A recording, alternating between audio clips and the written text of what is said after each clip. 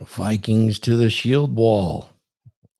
I'm Thor. Welcome to the Dragonship, a harbor where a rising tide lifts all boats, a show, a conversation about taking small actions over time and achieving massive results. Welcome aboard the Dragonship. Let me bring up everyone for today. Welcome, Raith. Welcome, Huds. Welcome, Mark Daniels. And welcome, Glenn Laurence. You're on the Dragonship. This is my crew. Setting sail today. We're going to have a lot of fun today. We're going to talk about something that's absolutely crucial, absolutely incredible, and that is frame. Frame's been talked about a lot, and we're seeing live examples of frame being played out every single day. What is frame? We'll talk about frame. Frame is a structure that gives shape or support. Imagine this as a mindset, a way to build structure and give shape and support to your thoughts, to your expectations, to your boundaries for yourself, and to how you interact with others. It's incredibly important. It's also how you subcommunicate.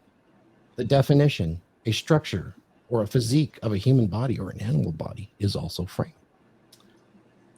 This is right from the dictionary. Frame is also an open structure or rim for encasing or holding or bordering. Very interesting. I love the use of the term frame. Frame is incredible. We have a great panel here today. We're going to talk about frame. I mean, the title of today's show is You Don't Have Frame?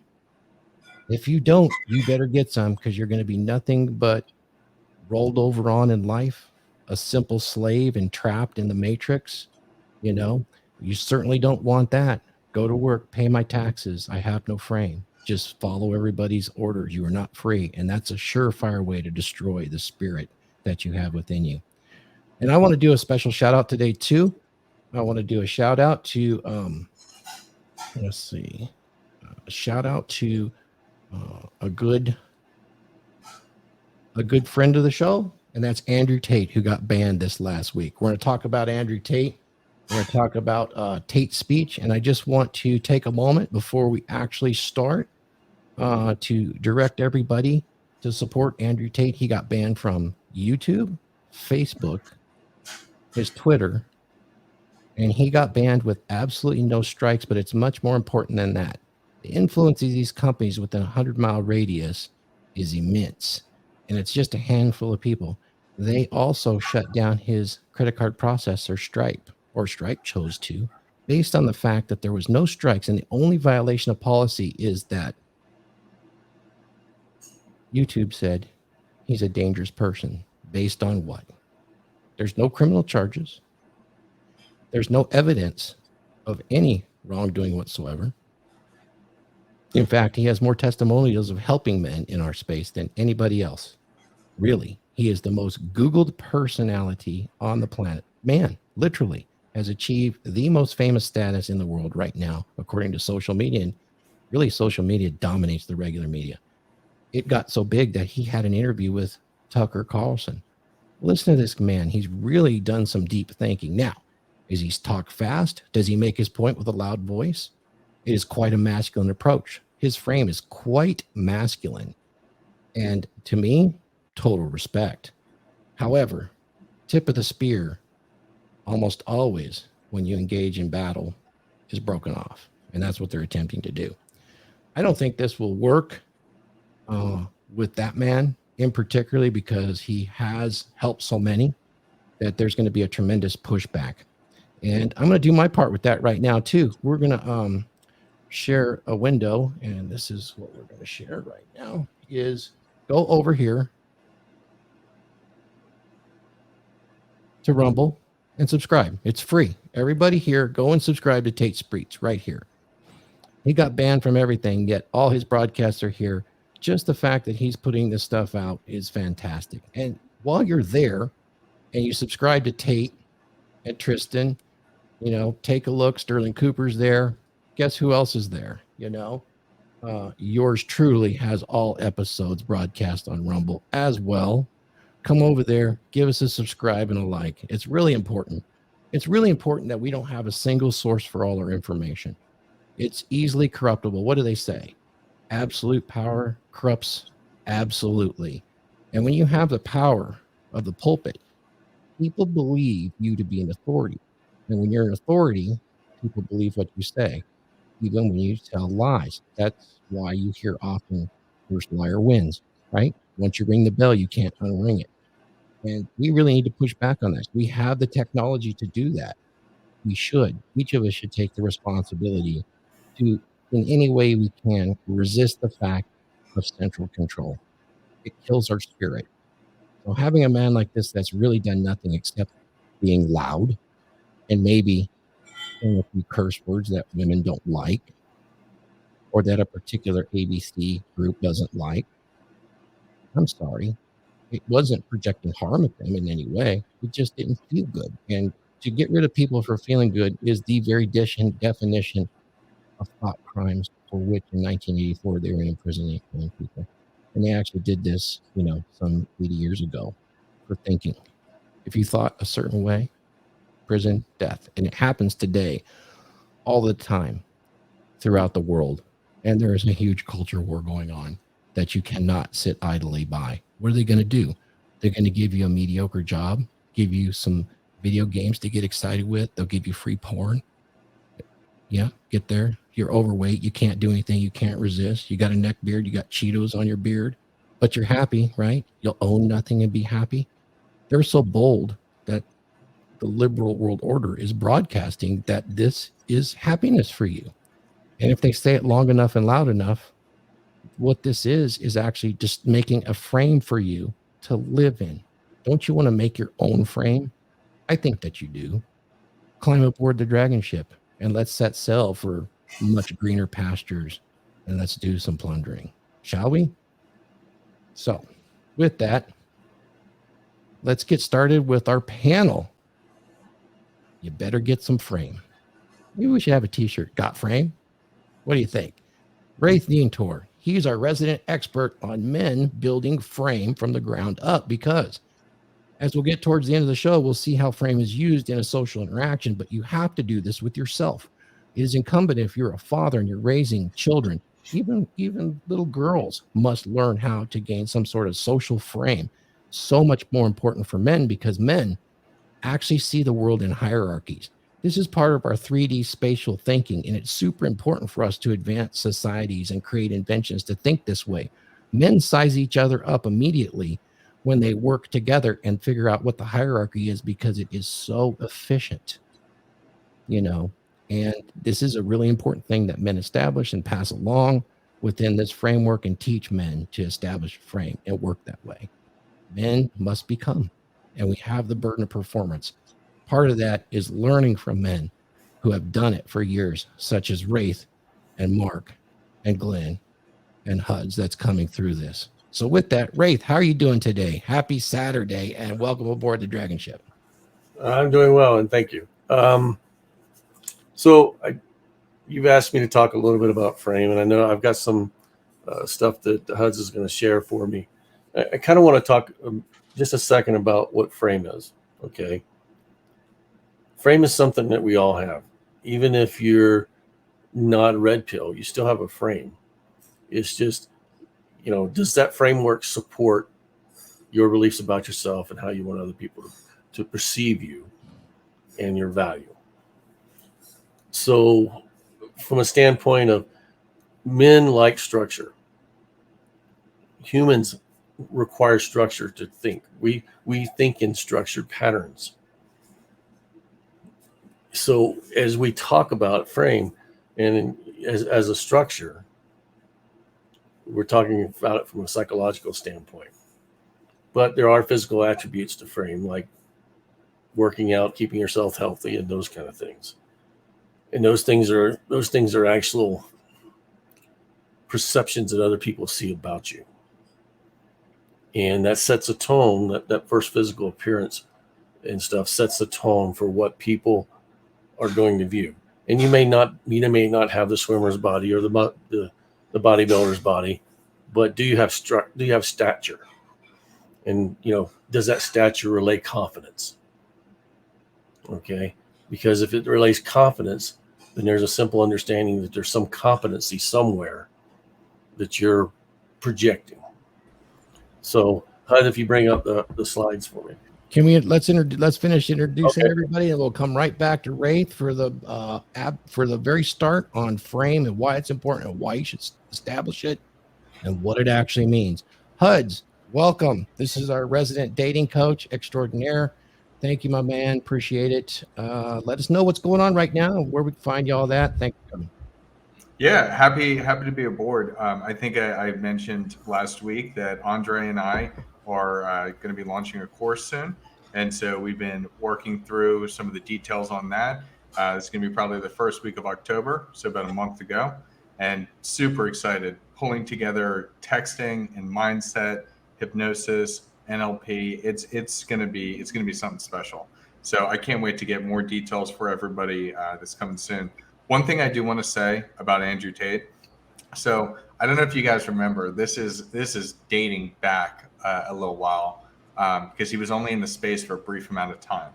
Does anybody here remember Christian McQueen? Yes. So Christian McQueen. The very first time I heard about Tate was in 2017 when I was listening to Christian McQueen's podcast. And initially, when I first heard him speaking, I thought, this guy's a knucklehead, but I have to get through the entire library. And then it was like 20 minutes in that something clicked with me. And I absolutely love Andrew. I've always loved Andrew. It's crazy how he was able to get so in the public eye right now.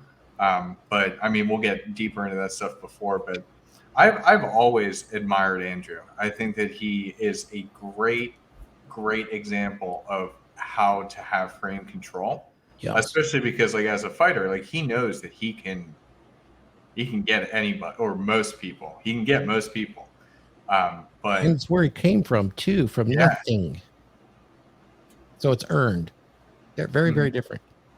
Yeah. So I just wanted to say that. I just was thinking about that because I've known everybody's like, did you hear about this guy, Andrew Tate? And it's like, I've known about Andrew Tate for 5 years now. So it's just interesting seeing what he's doing and then listening to his final message and everything. We'll talk more about that later. Okay. But yeah, I just wanted to throw that 2 cents out there. Thanks, Hud. And before we move on, I definitely had an announcement that I missed at the beginning. Guys, this is the first dragon ship that is broadcasting to multiple streams today. All of the panel members have their streams up and open, and we're missing one guy today. We'll get back there, but we are broadcasting to Raith Deantior's new YouTube channel, and we are live broadcasting to Mark Daniels at Mark's Inspiration YouTube channel. We are broadcasting to Glenn Laurence. And Glenn, the name of your YouTube channel, I don't see it up here, but is it Glenn Laurence Presents? No, I'm not hearing you, but you're muted there. But the YouTube channel is just under Glenn Laurence. It's just Glenn Laurence. So we're broadcasting there as well. We are broadcasting to Phil Foster Fitness over at Phil Foster. He got the coop, so he's down a little bit. But if you guys have seen Phil, he's approaching 50 and he is just shredded to the bone. He is so healthy. I'm sure this won't be much more than a 24-hour issue for him. Was it Phil or Jimmy that got it? I thought Jimmy got it. Oh, was it Phil? Yeah. Okay. Yeah. And I think Jimmy's busy. Sure. Yeah, he'll be back. He doesn't have a YouTube channel though, but definitely broadcasting to all of these channels. I'm sure we'll get to Andre soon. Something new we're trying here because the big philosophy on the Dragon Ship is that we all get on board and we row. And we get to our destination that way. So we're working together. Rising tide lifts all boats, and we are the rising tide. Andre, thank you. Introduce yourself and welcome. The topic for today is frame. Well, first frame, I want to tell Phil, I just got over my coof. I lost 12 pounds in 3 days or 4 days. And so there's something going around in Texas. I've got some families in San Antonio that part of a family member that's got it too. So anyway, Phil, we're with you, brother. Just hang in there. Frame, man, I use NLP and hypnosis, and frame is everything. One way I would say frame is, as was Raith, but I'm going to go a little bit sideways on it, or maybe a little underneath what Raith was saying. Is it's also, think of it as state was Raith, but I'm going to go a little bit sideways. Yeah. So I just, I think that I don't state is what's your state, how you maintaining state is also how you're maintaining frame. That's part of it. And anyway, that's me, and that's what I got right now, man. Fantastic. Fantastic. Okay. Glenn Laurence, look at you, man. Been hitting the What's going gym, on? huh? Actually, I just got over COVID a couple days ago. Yeah. Exactly. But that weight loss did lean me out a little bit. But yeah, man, I've been hitting the gym. Just trying to be like you, Thor. But frame, Raith said it earlier in the beginning that everybody has frame, whether they know it or not. And even the relationship between your boss and employee, when you're an employee, you are working under your boss's frame. He is the one that's the frame that you are in during those hours of work. So you have frame, or there's frame involved in every aspect and every relationship and interaction that people have. But we'll get more into that a little later. But I just wanted to say that frame is so important to understand and really grasp for men and everybody, but really for men to have. That this episode is really going to be a big one for this podcast. I'm just telling you right now. Mark my words. Yeah, I agree with you on that, and we're going to bring Mark up here and introduce him. As I was just a comment. Frame is so important, and I think some guys definitely misinterpret it and they harm themselves and think they're holding their frame socially, whereas it's very precise. Yet, I think frame's often misinterpreted. So we're going to try to define that for everybody. And thanks, Glenn, for being here. I know you're on a shoot schedule and it's hard to be here. Thank you for making the time. Mark Daniels, I know you got some stuff going on too. Thank you for making the time on Saturday morning, Mark. Mark's inspiration. We're broadcasting live there. Welcome, Mark. What do you got on your mind? Oh, glad to be here. Wasn't sure if I was going to make it, but here I am, and glad I did. You can check me out at Mark's Inspiration. That's my website. I offer. Are you guys hearing that? Can you hear me? Yeah, we can hear. Okay. Hud, you can't hear me? But okay, you can check me out at marksinspiration.com. That's my website. I offer consultation. Glad to be here. For me, when we talk about frame control, for me personally, it's just being centered in myself, keeping my focus on where I'm moving in my life. And if something or someone comes in that distracts me from that, and I allow it to distract me, then I'm allowing my frame to be disrupted. I keep it pretty simple for myself anyway, but I'm looking forward to hearing the different aspects that Raith and some of you guys got, because I know I can learn from that. Hey, thanks, Mark. Appreciate that. And you've been around for a while, so you got some experience holding frame for sure. All the stuff you've been in. I mean, you wrote your book Coming Home. Yeah. It's fantastic. There's plenty of examples there of establishing your boundaries, your expectations, and then holding yourself accountable to it, which is a big part of it, right? So yeah, I also have a lot of experience what happens when you don't hold frame. Never works out too well. Don't we all? Okay, so we're having a little bit of technical difficulty, but we'll see it before. Huds, do you want to jump out and jump back in so we can be congruent here? Would that be accepted? You have frozen. Oh, there you are. Yeah, let me go ahead and do that real All right. quick. So Raith and I'll just get started talking, and then if I can bring up what he wants. When you come back, we'll bring up his slide, and we'll talk to it. Okay. So Raith, frame. I mean, this is what you consult a lot on. I mean, men will hire you to work on frame, and you create something called a frame statement. Why is that so important? I think, what a lot of people don't understand is that writing something and reading something is when your conscious and your subconscious are engaged together. Okay, especially if people are vocal readers or they have vocalization when they're reading, that's talking to yourself. And when you're writing a frame statement, okay, that's an automatic response writing and thinking through the process. So those two times you're in contact with your subconscious and you're feeding your subconscious information directly. So by writing the frame statement, you start defining to yourself what your frame is going to be. Okay. And that results in better outcomes. That's really the goal. Yeah. Right. And Andre's right. Frame is essentially, from a psychological or NLP standpoint, it's a state. Okay. And when we get into the slides, I'll talk a little bit about that from a cognitive standpoint. And by cognitive, we're talking about psychological frame. And that encompasses your values, your beliefs, and those kind of things. And by being able to interpret those and change the presuppositions in your life. Okay. If a lot of people don't understand, presuppositions are the things we tell ourselves. Those are the things that create our beliefs and our values. So we're looking at it from a core standpoint of fixing or repairing or setting a situation where you can create a state of understanding of yourself.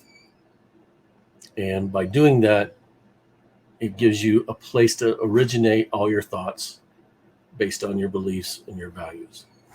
There's not a lot of difference between beliefs and values. Beliefs are those things that you know or you think you know. Values are those things that are hardcore go and no-go situations for you. Okay, so they're still beliefs, but they're more integrated in how you make decisions. Okay, so Hud, if you want to bring up the slides, we'll go through this right into definition, huh? Okay. Right. Okay, so, and this is from a cognitive psychology standpoint. It's a set of parameters that define either a particular mental schema or a wider cognitive structure by which an individual perceives and evaluates the world. Okay. It also is conceptual system or perceptual set. So what that really means is frame is your core beliefs and your values of how you basically perceive information coming to you. But that's only a part of it from a psychological standpoint. The other part that they don't talk about in psychology is how you want people or how you project to be perceived, which is important because in relationships, doesn't matter what relationship it is, you want to be perceived in the best possible light based on your values and your beliefs. So go to the next slide, Hud. Okay, go back. It says frame is just a word for describing psychological context and subcontext. Okay. A lot of people think that frame is some elusive power, and it's not. Okay, it's just basically, it's not bestowed on us at birth. Is to some extent it's based on biology because men are more physically superior, and men tend to understand external physical hardship better than women do. Okay. Masculine frame has been under attack by social norming for the last century. And this is because of the first wave feminist, second wave feminist, and now we're into the third wave feminist. But what's important about it is that as men, we regain male frame for ourselves so that we can pass that along to future generations. I think that definitely there's something to that, Raith. I don't know if you can go into it, but it's been an attack by social norming because, you know, we've seen it throughout history that men that have solid frame and have these expectations and boundaries, particularly men of fighting age, will push back on social issues and protect the tribe. And that's kind of frightening to those in power. I mean, back in the feudal era, this was a big reason for some of the fighting, you know, was attacks on frame, you know. Yeah, well, what happens is when you talk about social constructs and social norming, they're trying to replace your current beliefs and values with values and beliefs that create a more homogenous society in their perception. And most people will tell you that a lot of those social norms and stuff, even though they comply with them, they don't feel that those are their values. Yeah, you see it in politics right now. We're divided. We're a divided country when it comes to politics. And I'm not trying to make this about politics, but it's values. There's two sets of values out there in politics now. And people are being asked to choose from those values. And It's certainly painted the picture that there's two, even though there's more. That Right. they have created a battlefield that's super easy to understand, basically at the toddler level. Good, bad, bad, good. Orange man, bad. No, old lady, bad. So they're doing that. Man, what you've stated there about Frame, I mean, Frame has been chipped away with this feminist thing. It makes men easier to control, for sure. It's wild. It's wild. You guys, not to change the subject, but the Frame has definitely changed. They just forgave a third of all student loan debt. That means 67% of women that had student loan debt of up to $20,000 was just forgiven. You want to know what's even more wild? I'm making one comment on that. I was just talking to my girlfriend about this. It's based on the date that you, if you still have it outstanding balance. Yes. She paid it off. She paid off her student loans. She worked her fucking ass off, paid off her student loans. And now she doesn't get any type of discount or any type of benefit because she worked her ass off, worked hard. Unbelievable. Yeah. Just my 2 cents on it. Yeah. It's conditioning for Frame, for sure. So, yeah. Is there another slide there, Hud? Yeah, we got another one here. Okay. So when I work with people about Frame, I tell them Frame is a genuine look at you, your values, your boundaries, as well as your physical and social expressions of those. All right. Frame doesn't just belong to the red pill, as I stated earlier. It's an expression of your beliefs and how you construct the life you want. Belief sets, that's the basis of how we view the world and ourselves, and we get foundation of the values that we have and exhibit them through the Frame. Psychological attributes that we need to establish Frame are self-discipline, awareness, and willpower. And I'm not going to read that whole thing, but those are important in the sense that they're going to see you through those hard times when you're struggling, and you're struggling against norming, social norming, or any other issue that you're having. You need to have the ability to say, I can do this. Okay. And the biggest thing about that is all starts with awareness of self. And that's one of the things that Andre can tell you, and through NLP and stuff, it's really opening up your own your self-awareness so that you can actually evaluate yourself and how you view the world and how you want to work within that view of the world. So you can take that down, Hud. We can talk now. So Okay. Your heads. You don't have control. I think he froze. Let me do it. Got it. He's having a little bit of trouble there. Yeah, so definitely Frame is an interesting. It's interesting to define it that way, because I think the way you've defined it is crucial to start thinking in such a manner as early on as you can in order to get control of yourself and start to actually become socially relevant. Without that, you're very awkward if you don't have Frame. Guys, let's comment on that level of definition that Raith has done. His work with having men write a Frame statement is really about you recognizing at the conscious and subconscious level with language, because language is crucial here to both sides of your brain and to your ability to form your own identity. And this is how they're programming you with these language things. So if you're a man and you're watching this, or a woman, think about the elements of writing a Frame statement that speaks to you and speaks to your soul and your core. Raith, when you do this, can you describe a little bit in brief detail about this writing of a Frame statement for yourself before you move on, and about how long it takes to really absorb this and start to see benefit in your life? And once again, if you're really interested, Raith consults on this very effectively. He doesn't take lazy people. You have to do the work. And if you think about it, to sit there and write these things on a piece of paper, it's an exercise that all of us would kind of struggle with at first. Can you go into that a little bit, Raith? Yeah, what we usually do is, I'll work with someone, and I have a little values exercise I do with them when I'm working with them one-on-one. And it starts, basically them going through listing their 10 top values. And we keep whittling away at that till we get to the final value that they find most important.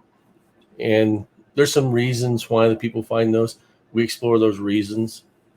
And then we start talking about, okay, what do you want to change about your life? Because what I'm really soliciting is information about what do they want, what beliefs do they want to change? And we start working on what presuppositions that they've perceived through their interpretations of situations or incidences that have happened that cause them to write down in their mind those suppositions. Some of it's social conditioning, some of it's, trauma, some of it's, fear. And fear is usually a reaction to some trauma. But as I think I talked about it a couple of shows ago, trauma doesn't necessarily have to be extensive to cause something for you to develop a belief about something. No. Okay. Because you can see something in your peripheral that causes you to develop a belief, and it's not something that's directly affecting you. So when we explore that, we start talking about what created that belief. And most people never think about why they believe what they believe. They don't think about their values, where that comes from. And it's getting them in a state where they're talking about those values, talking about those beliefs, so that they can see the value or the waste of a belief or value, and start breaking down how they view the world and why they view the world that way. Oh my God, that's so powerful. Do you realize the fire that Raith is spitting here? Because, guys, we're all born into the matrix. Essentially, from the day I was born to you, we're being given in through our eyes and our ears this social conditioning to be good little boys, good little chimps, as Apex would say, and to follow these norms for the greater good. We've been told all of these things throughout our life that, the needs of the many outweigh the needs of the few. Not true. That is a lie. It's a lie to control you, and frame actually releases you from these bonds, because when you have your boundaries and expectations solid, you start to see things for what they are. When we use Andrew as an example, he has seen things for what they are. His method of communication, he might shout, he might regulate the tempo and the pitch, but it is not untrue. Now, that may make an emotional response from people that have been conditioned without frame, because it's painful and takes work to establish frame. What Raith is talking about, establishing frame, a statement, is basically taking charge of your identity and how you process information with yourself and socially. And really, why do we say money, muscles, game, and frame? Frame really wraps that up in a pretty cool fashion.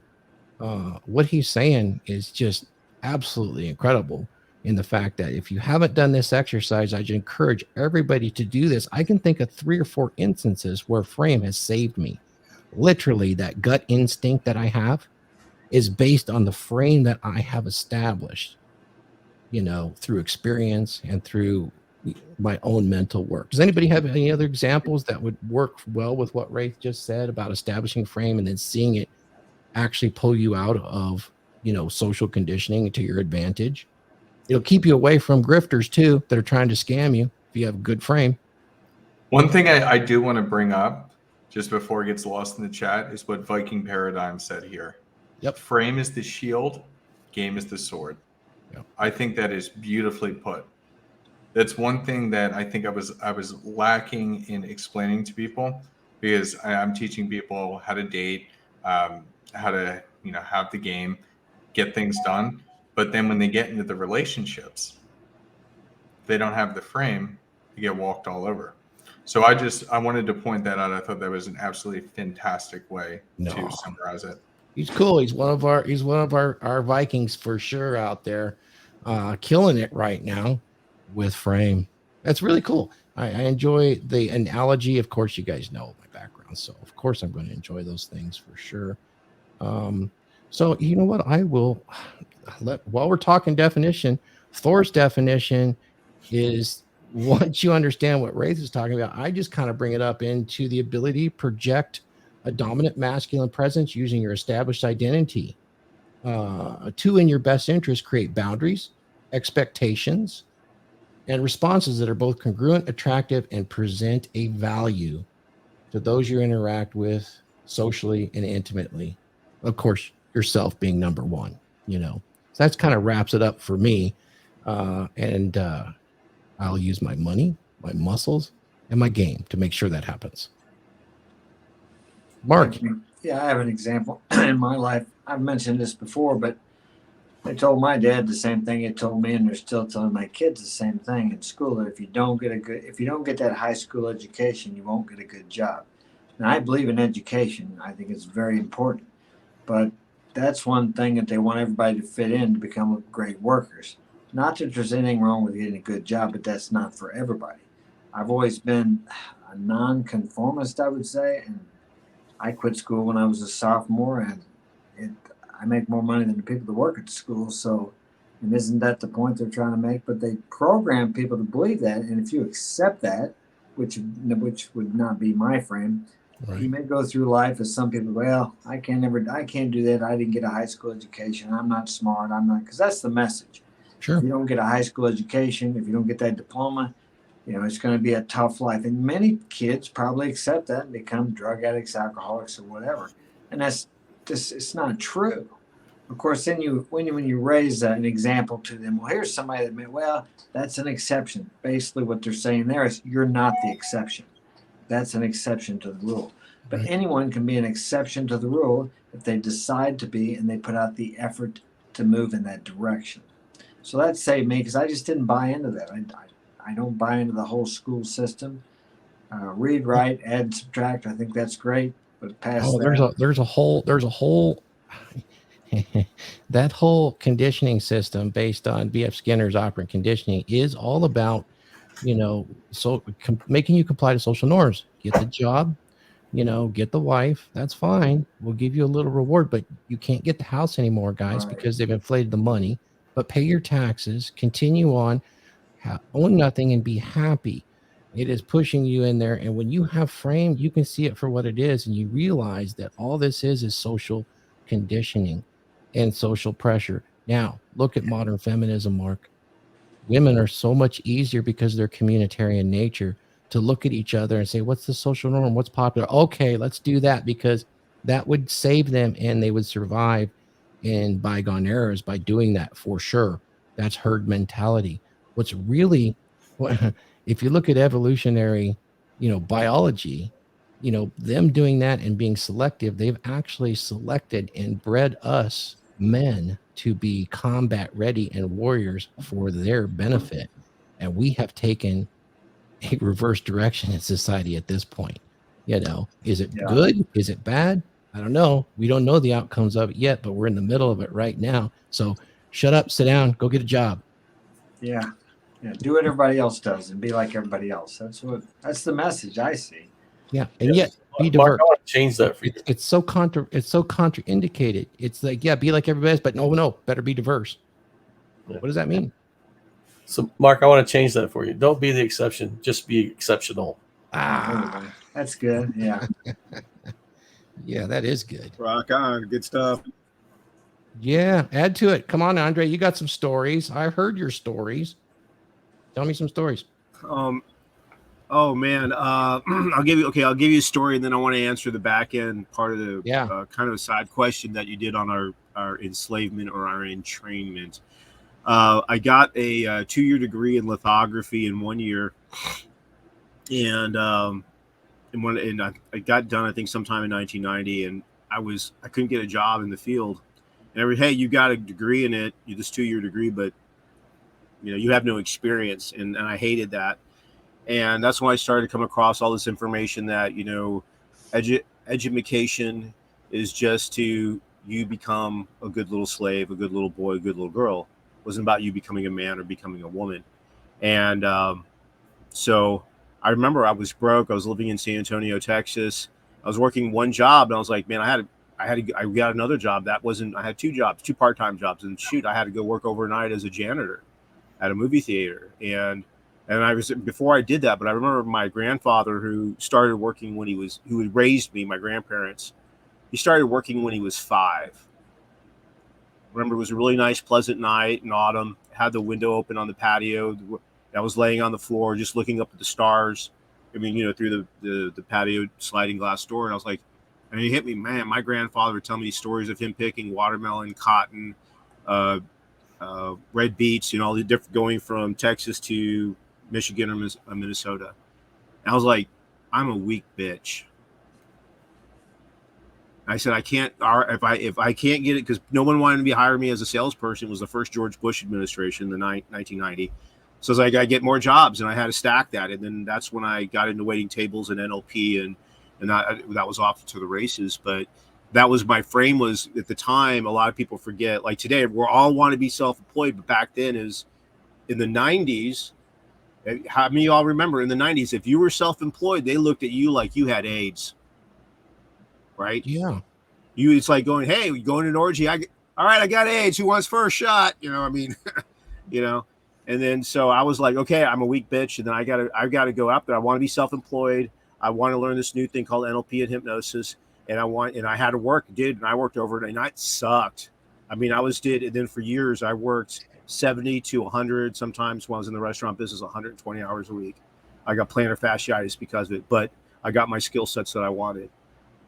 So my frame was, I got to work and then my grandfather was my inspiration. This man who had of no words, had a mom and pop grocery store for 49 years with my grandmother, and they raised me, and I got my work. I mean, I don't even go there because I'll fucking cry like a baby, but he was my inspiration, You want to show your vulnerability?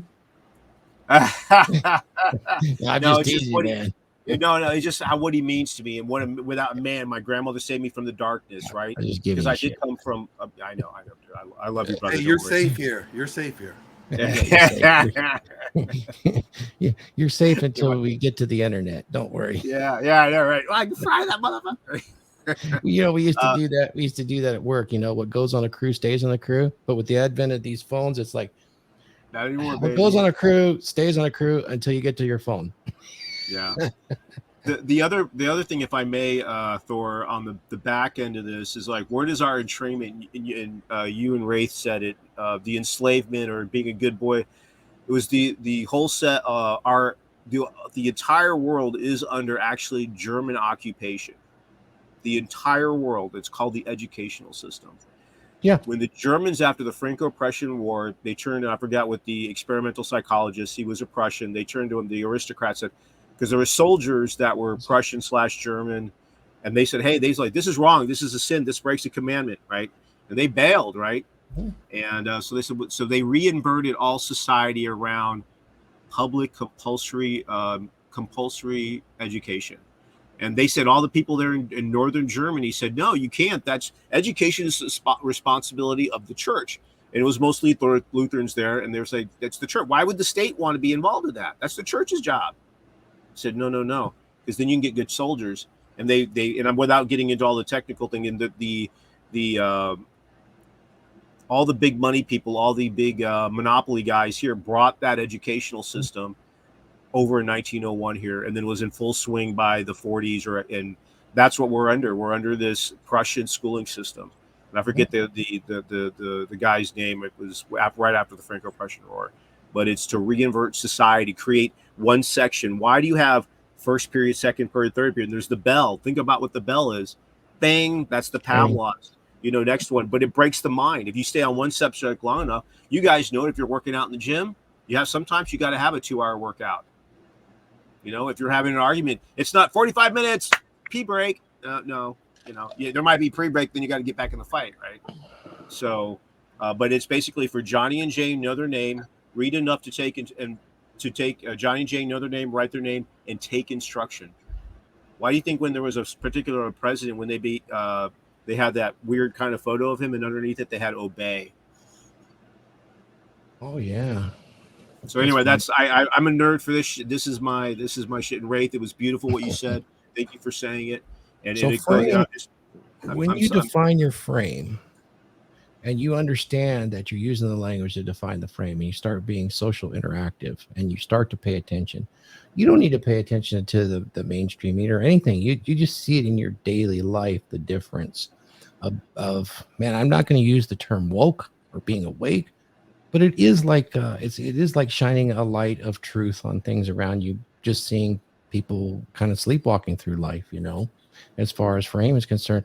Glenn, you're out here with me in California. We see a lot of people that don't have frame, and yet frame is controlled for us by our wonderful benevolent or maybe malevolent leaders here, even down to the very smallest level.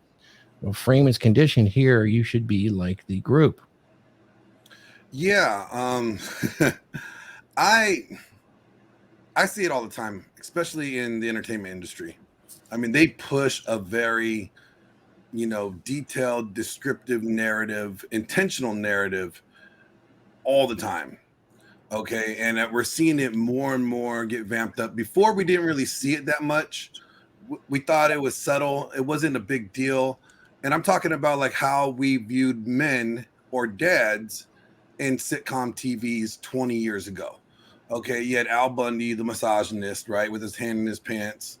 Then you had, Everybody Loves Raymond, who really is just another child for his wife to mother, while his still failure to launch lived right next door to mom and dad type of thing. So it just they painted men to be broken children or just big ass kids. Kevin James, his wife ran this house. He had no frame. He lived in her frame. And in doing that, what they were trying to do was they were conditioning us to accept that narrative of married life where mom or the wife is really the boss of the house. And the dad is just either another child or just a supportive person underneath her. And really just kind of destroying the hierarchy that's not only biblical to have, but has been working for humanity for thousands of years, which is the husband is at the top, wife beneath the husband, and kids beneath the wife, in that order, as in importance or authority. But what they're doing is like, no, we're changing it up. Wifey's in charge. And in doing that, what we have seen men become less masculine. We have seen men defer authority to their wife. We have seen that over and over again and played out even in our own lives or your friends' lives. We have physically seen this happen in people that we know. I could tell you right now that I was not in charge of my household during my first marriage. I thought I was. I thought I was the top dog. I thought I was the boss. But I realized after getting zeroed out that my frame was destroyed. I didn't have none. Yeah, most men don't even know that for a fact. And I wish I could have had you on the last show too. I know you were working so hard making really good movies, things like that. But I had run across several articles out of the UK that I guess in Hollywood they actually kind of have DEI scales when they're writing these movies. It's the diversity, inclusion, and equity. So basically they have a woke scale. It's woke enough or not woke enough when they're doing projects at this larger corporate level, which that is a manipulation of the people and trying to set frame for them. Here's your new frame. Well, it's also in order to get funding or even to get distribution. Because I cited, because you guys know that I have a movie that I wrote and I'm trying to get it out called Mind Dates. And the great thing about Mind Dates is the whole movie is about frame. When I learned the concept of frame after getting zeroed out, it was the one thing out of all the things that I've learned so far, the one thing that stuck so deep into my mind that I was like, I am going to master frame. I'm going to control my frame. I don't care about anybody else's frame, but my frame will be controlled only by me. and it influenced me to and inspired me to write a romantic comedy, or what we like to call a dick flick, about frame and how guys struggle with frame, and the characters in it, were based off of experience that I had or other people had about frame and stuff like that. So frame is huge. And in Hollywood, like when we have these meetings, as you're mentioning, they literally ask you, well, who's this movie for? Do you have any gay people in it? No. Do you have any trans? No. Do you have a strong female lead? No. So wait a minute. So you're saying this movie is just really tailored to men? Well, yeah.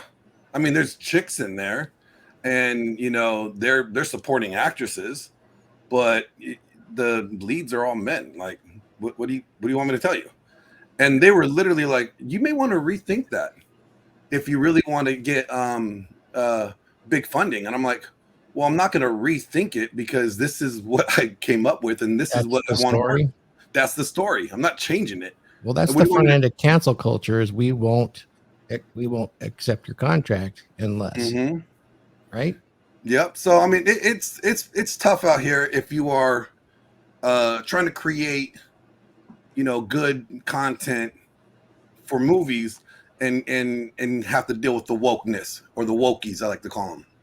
Glenn, have you noticed, because you're a movie buff too, as well as really embedded in the industry, have you noticed, and I've talked to my brother about this too, that things that are written now are and coming about in real life, ERP Sensei is dead on. Everything is an antagonistic frame battle with women.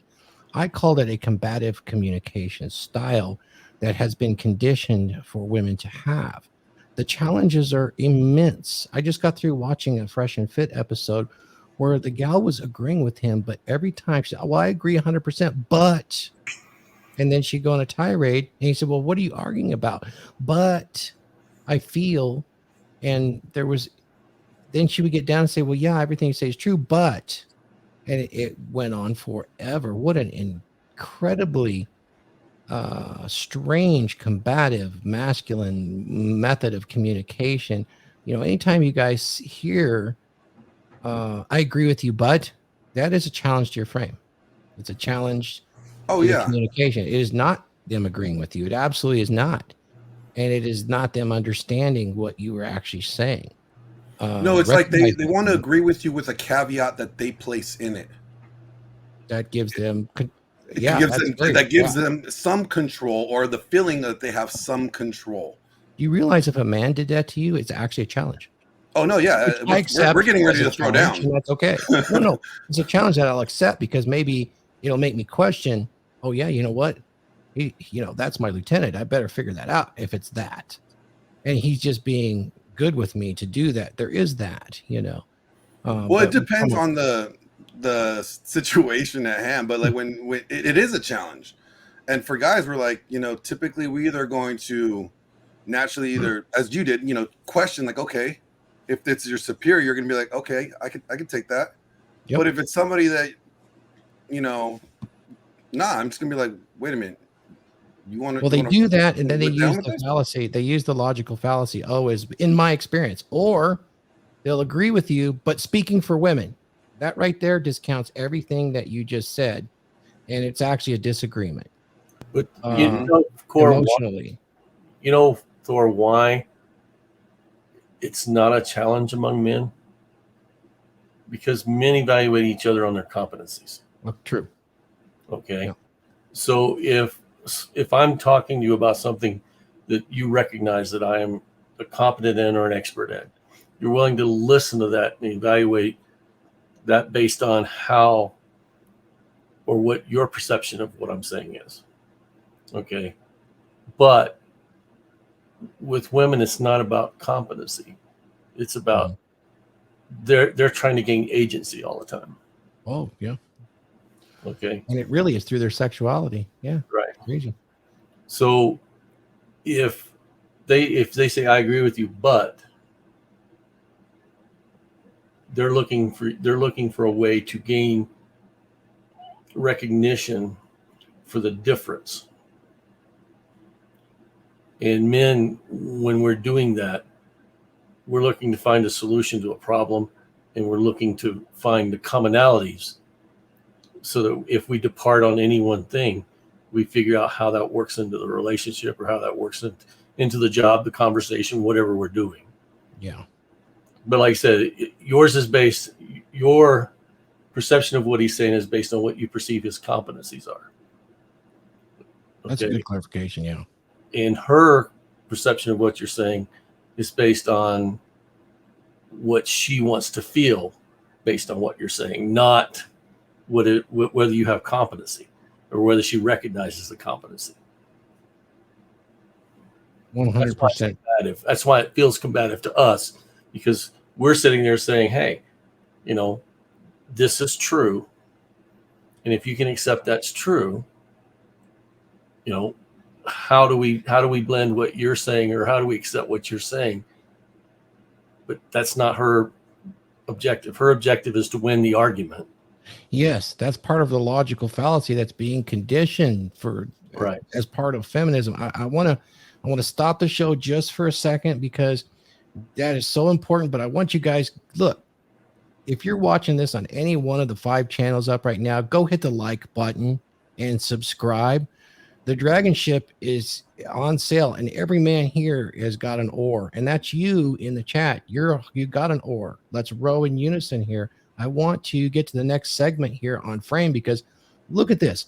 I mean, look at what he's saying. The antagonistic frame battle is so important. We have a beautiful example of this, and why you should establish the frame as if being instructed by Raith and the other men around you to lift you up and understand where you're at, and then you apply it in real life. We're going to look at a real life application of a top G doing his frame. We're going to look right at it. And if you don't think that women are not conditioned to actually be combative with men, this is a narrative. I accept it. I accept the challenge because it's beneficial to me, but it will destroy many, many, many relationships. Look at this. And it's happening in the West. Money Mitch is there in Australia. God bless you for being in such a dystopian 1984 Orwellian shithole there in Australia. Money Mitch says, there is a woman in Australia where I live who teaches courses about embodying sacred rage, attacking the patriarchy in every form. Fascinating. Did somebody have one more thing? And then I want to I wanted to go right into the frame control that we're going to witness and comment on at the level of men and women interacting very much in a combative or a shit testing manner. Go ahead. Yeah, I wanted to say something about frame when it comes to relationships real quick. Yep.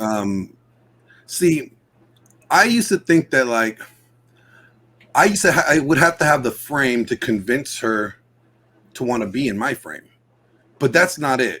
Okay, when you have good frame, when your frame is on point, the woman that you're seeing or interacting with is going to want to sacrifice her frame, give up her frame, because your frame looks so good that she wants to be in it.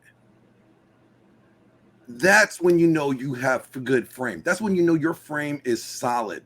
When you could not, without even trying, she wants to give up her frame to live in yours, and that's how it's supposed to be. But if you are feeling that you are trying to convince her of your frame, like, oh yeah, look at my frame, this is my frame, my frame's so good over here, you should want to be over here.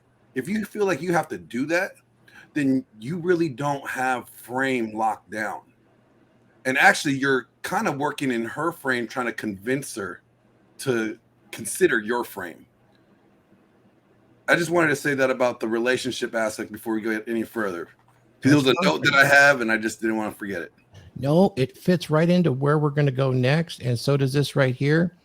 You're going to see this next interaction. We're going to turn it over to Huds. He's going to lead the show on this, and it's really really interesting. I think that you guys will find it when you have frame. And when you're interacting with somebody, even though they may be extremely combative and have extreme political views that are different, you can still have a very enjoyable interaction, because that frame will allow you to speak with finesse and be able to still hold your expectations, keep your boundaries intact.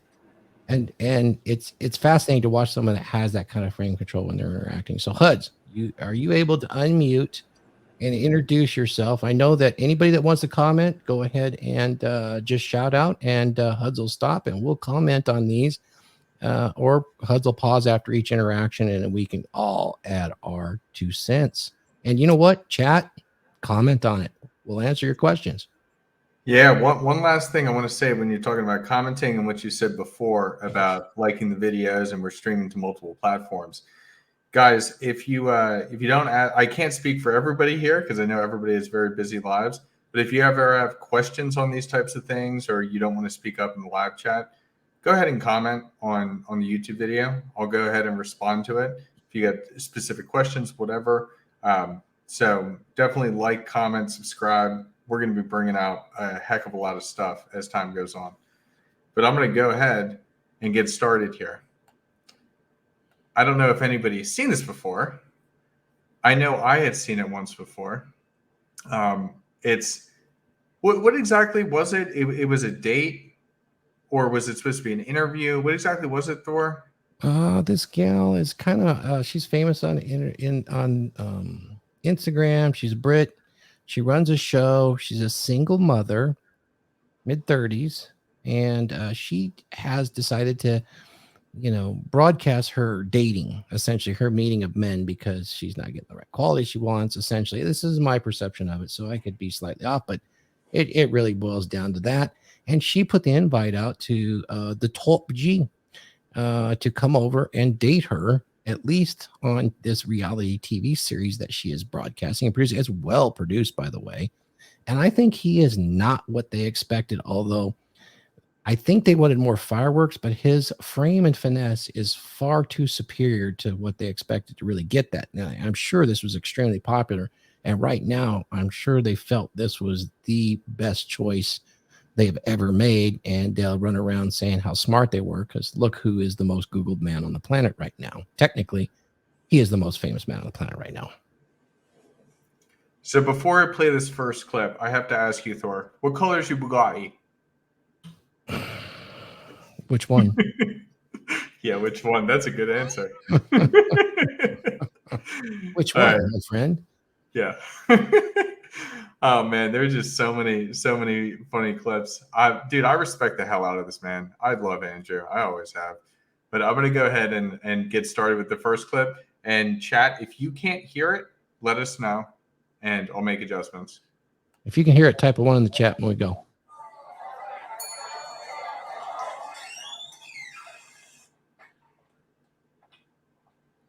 Notice his frame coming in, guys. A lot of body language here, and he's going to use Kino.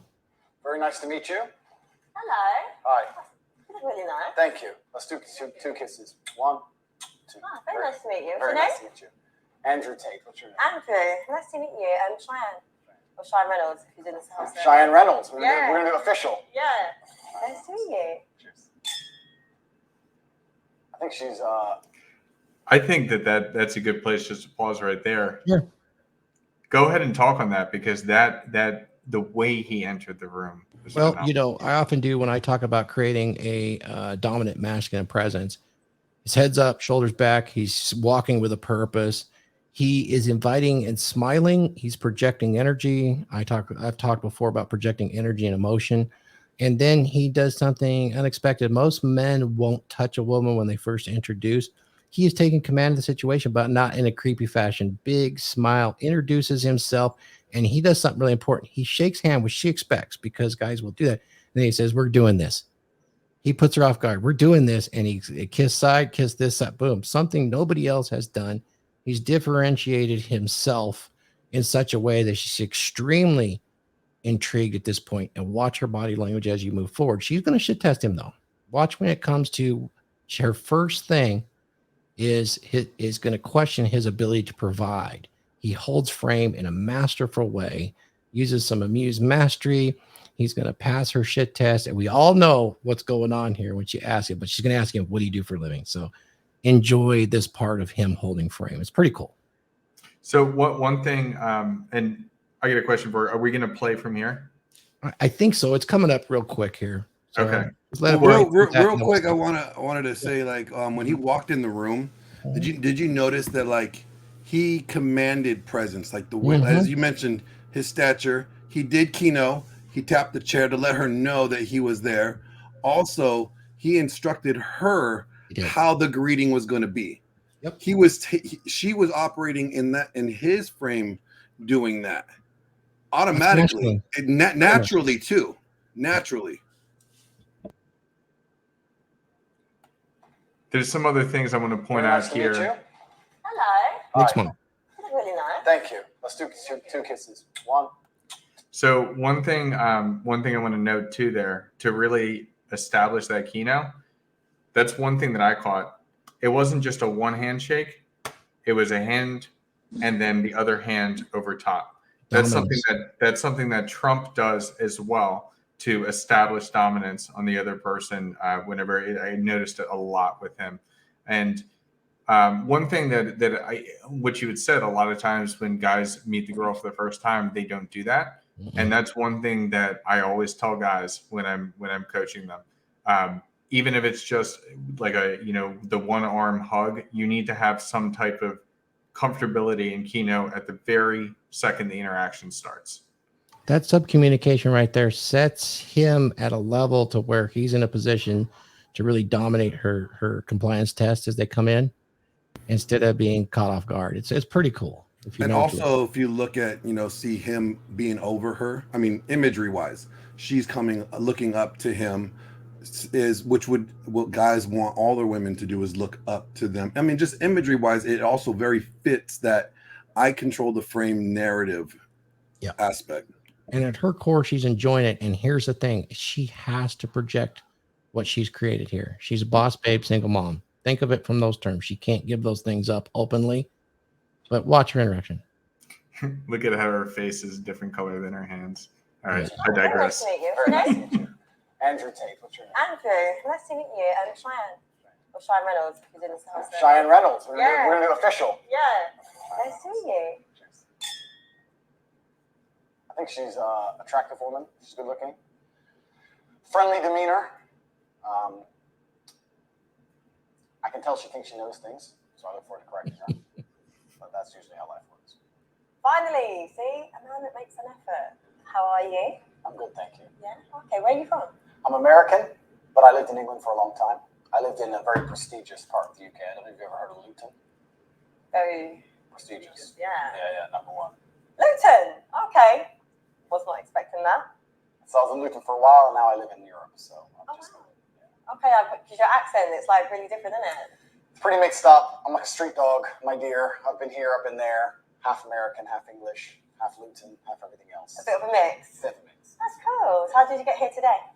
I flew in this morning. Flew in. It's different. Saying different. Yeah.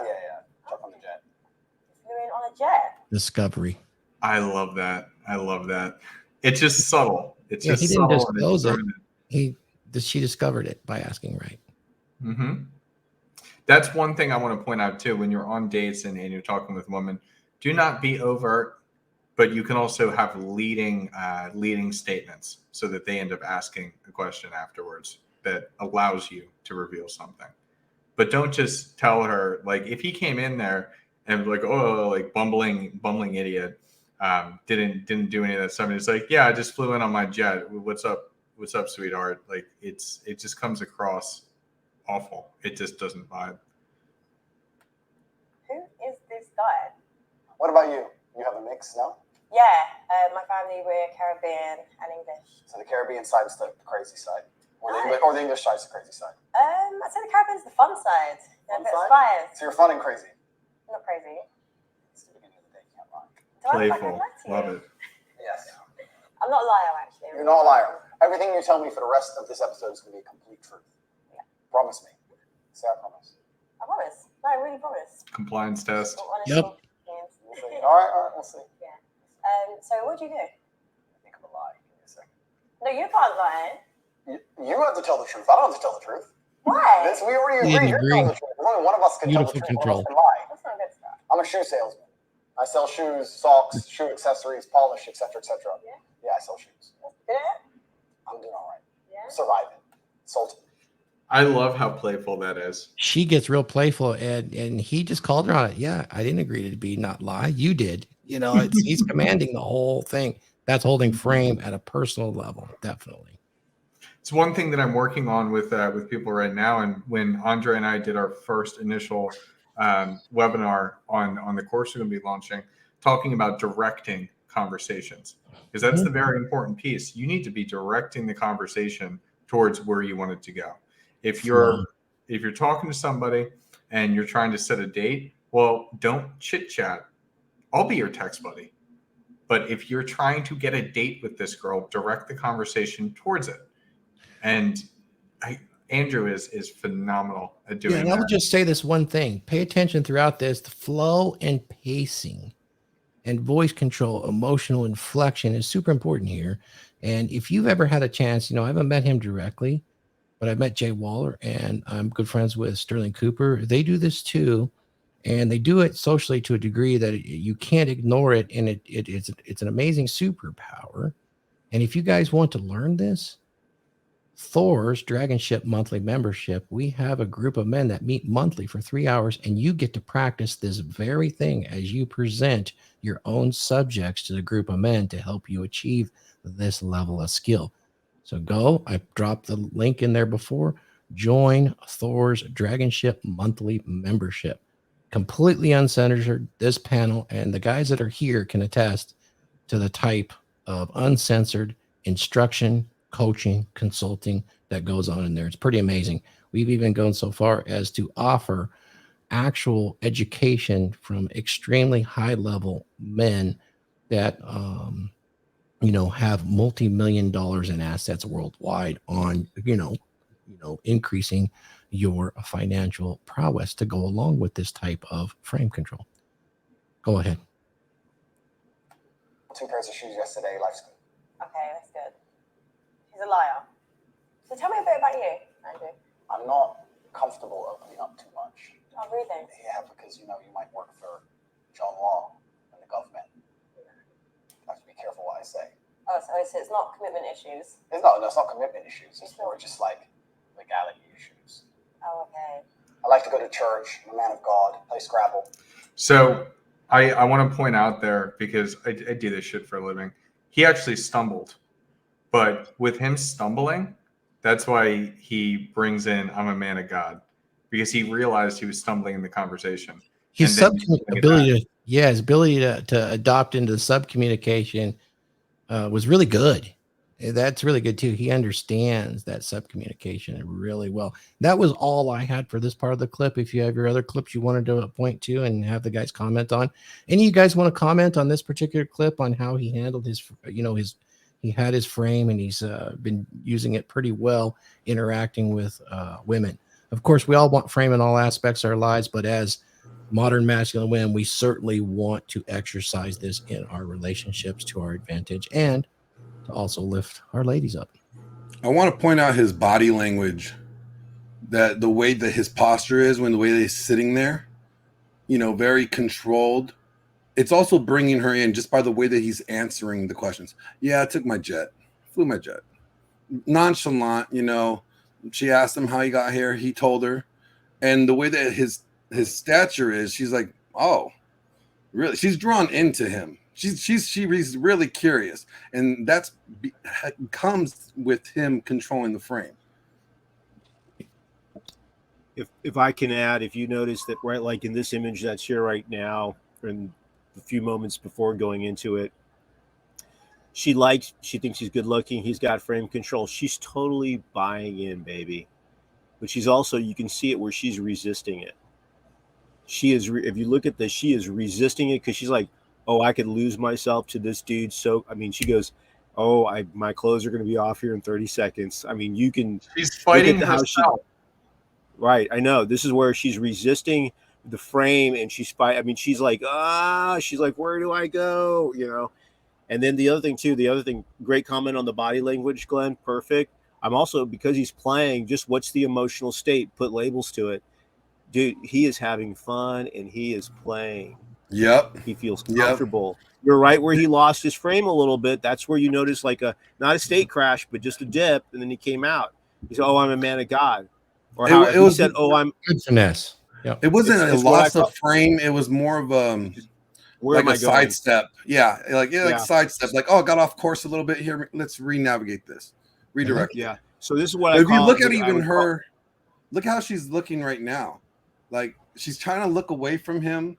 You know, she doesn't want to make eye contact because she doesn't want to give him the insight that she is into him. Oh yeah, and she's it's the whole thing. She's fighting herself and fighting the moment. It's really brilliant to watch.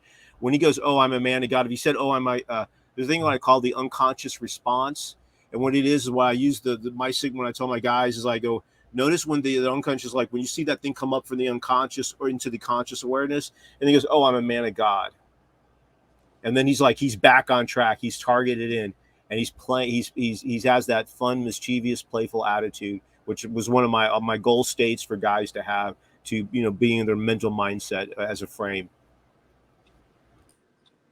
Correct. It's all good analysis.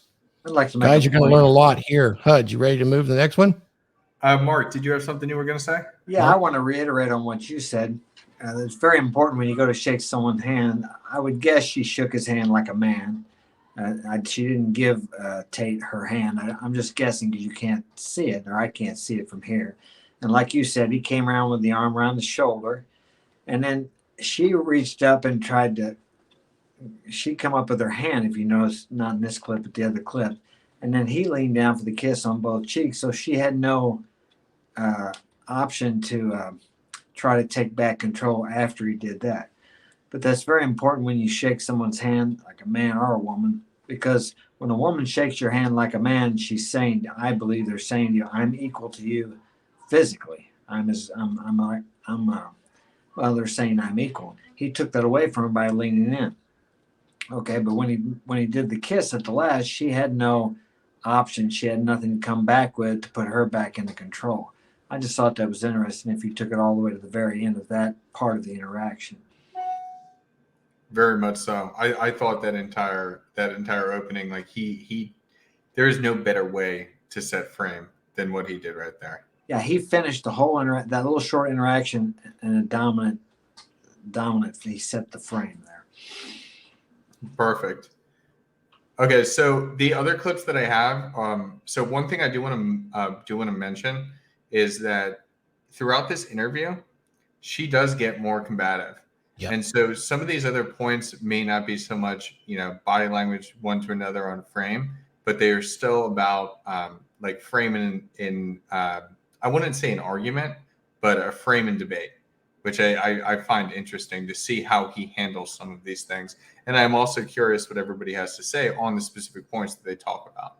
Yeah, it's interesting. She's definitely that single mom, a boss babe. This is her show. There's a lot for her to protect based in the feminine ideal that she's conditioned to, particularly, you've seen this all over the place. Yet, if you notice, she's still a woman. He's got finesse and he has dominant masculine presence in the face of this combative type of, in communication interaction. Pretty interesting. Thank you, Tides. Awesome. So I'm going to go ahead and throw this here. Every man out here knows that disloyalty is the most disgusting thing a female could ever do to her man. But are you loyal? Let's not pretend that male loyalty and female loyalty are the same thing. But loyalty is loyalty. But they're not the same thing, are they? Why is it not? Because men and women are not the same. We are not the same. You are correct there. Okay, so we agree. No, but Boom. Yep. I love that. I see that all the time in Fresh and Fit. It's what we've been talking about And now she's going to rationalize it out. you're not agreeing with emotion. being dishonest, cheaters, liars. He's deluded. Why do you think men and women are different? We carry children. Correct. We nurture. We're, compassionate, emotional beings. Yep. Men are very different. I agree. However, I don't think it's very fair for men to sit with the opinion that it's acceptable for men to cheat. I didn't even say that, but I think if we, as intelligent, logical beings, as you are and as I am, if we agree that men and women, That is so good an argument. He didn't say that at all. That was great. Yeah. Yeah. He didn't say that, and then it's also to compliment the other person. Well, he's It setting. He's giving her, he's giving her the credit of, you are intelligent. Like, I'm gonna give you that. And so since you're intelligent, he's kind of framing it to where, like, since we're both intelligent people, we could understand logically and see rationally how this outcome would be acceptable, and that's what he's leading to, at least. Yeah, he is controlling the frame and making sure that the frame of this argument or discussion is going to go in his favor. It's fantastic. Yeah. Can I make a quick comment here just on the body language? They were very much in rapport. He had his hands, it looks like his right hand was over his left. And then she had something similar, but her resistance to it is that instead of doing this with his power, the apex thing, she was doing the inverse of that in between. And then when they both uncrossed and brought their hounds down, because she did this first, she brought her, it did it on the table. I can't see if you can see this. She started doing this stuff in front of her, so that she's like, that's actually, she's trying to pierce him.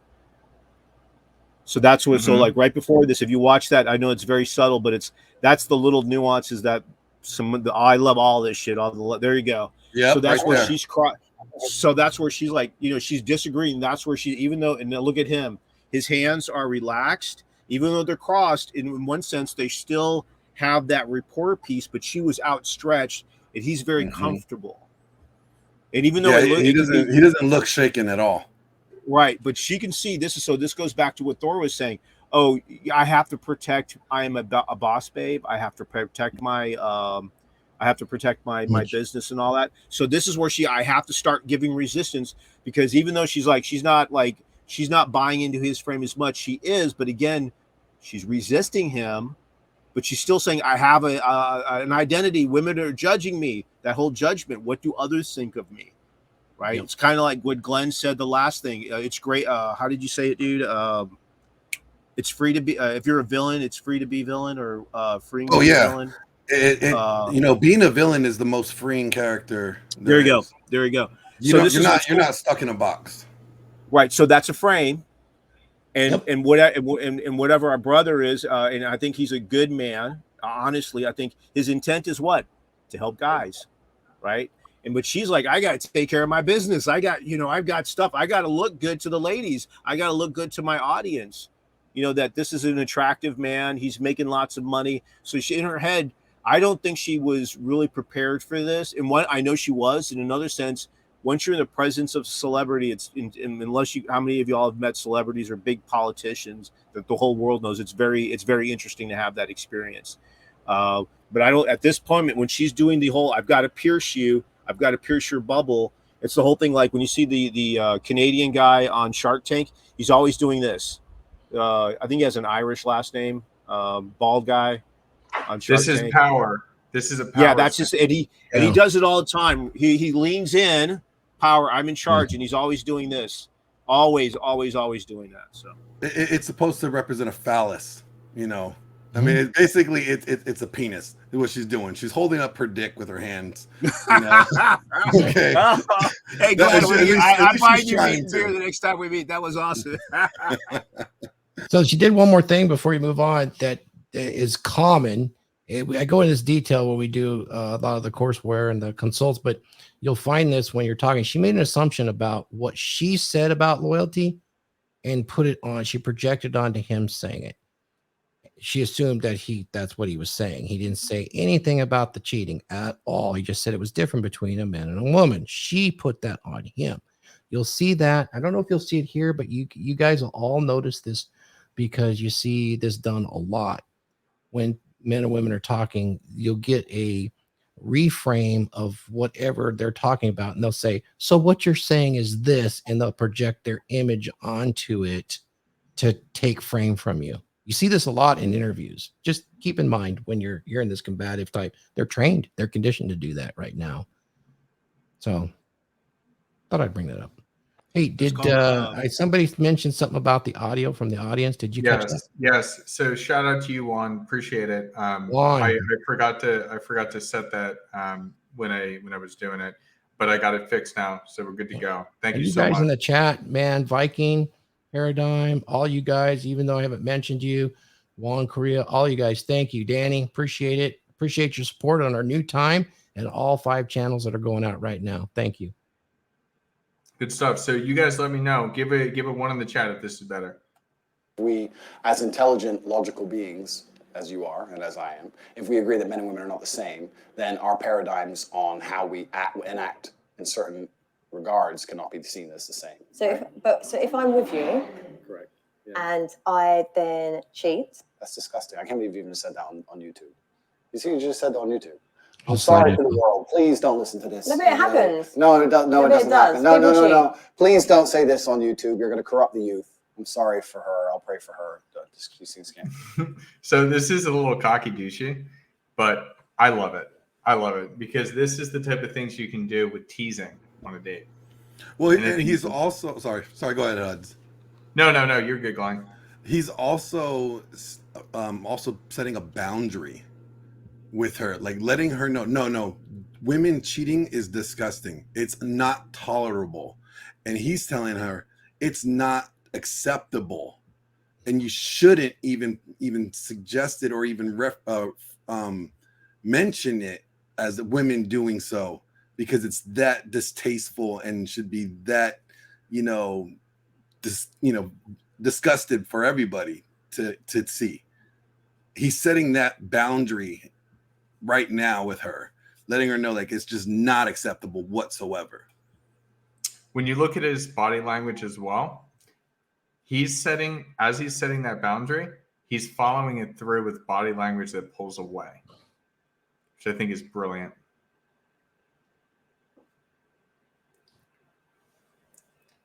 I don't know if I had anything else for this one. We can go to another one. It's just a lot. It becomes a lot of debate back and forth, which you don't, guys, don't stay on dates with women that just argue with you. I understand this is just a show, so it's different. But if a girl just starts arguing with you on things, don't try and win. It's not going to get you anywhere. It's just going to give you a headache. I'm a high value woman, right? You said it yourself. How can you be high value? 50 minutes up. I've just been single for a long time. No, Actually, let me whereas go a back man, to if he that. sleeps with a bunch of chicks, doesn't matter. Who cares? So would you be with me if I'd Looks like your mic's picking up the volume too. It is. Yeah, I'm getting echo on this side. Is echo cancellation on? Should I go? Yeah, back I'm getting it on my side too. All right, I'm just gonna do what I was doing before. Yeah, Was it go back to what quiet you're doing. before, or- Yeah. It was just All right, Juan, the level wasn't good. Yeah, but Juan, I I'm getting echo now. retract my compliment. It's okay. I'm a high value woman, right? You said it yourself. How can you be high value? 50 minutes up. I've just been single for a long time. No, unacceptable. Why is it unacceptable? A body count is probably the number one most easiest way to judge the value of a female. I actually think that no. I'm going to say this.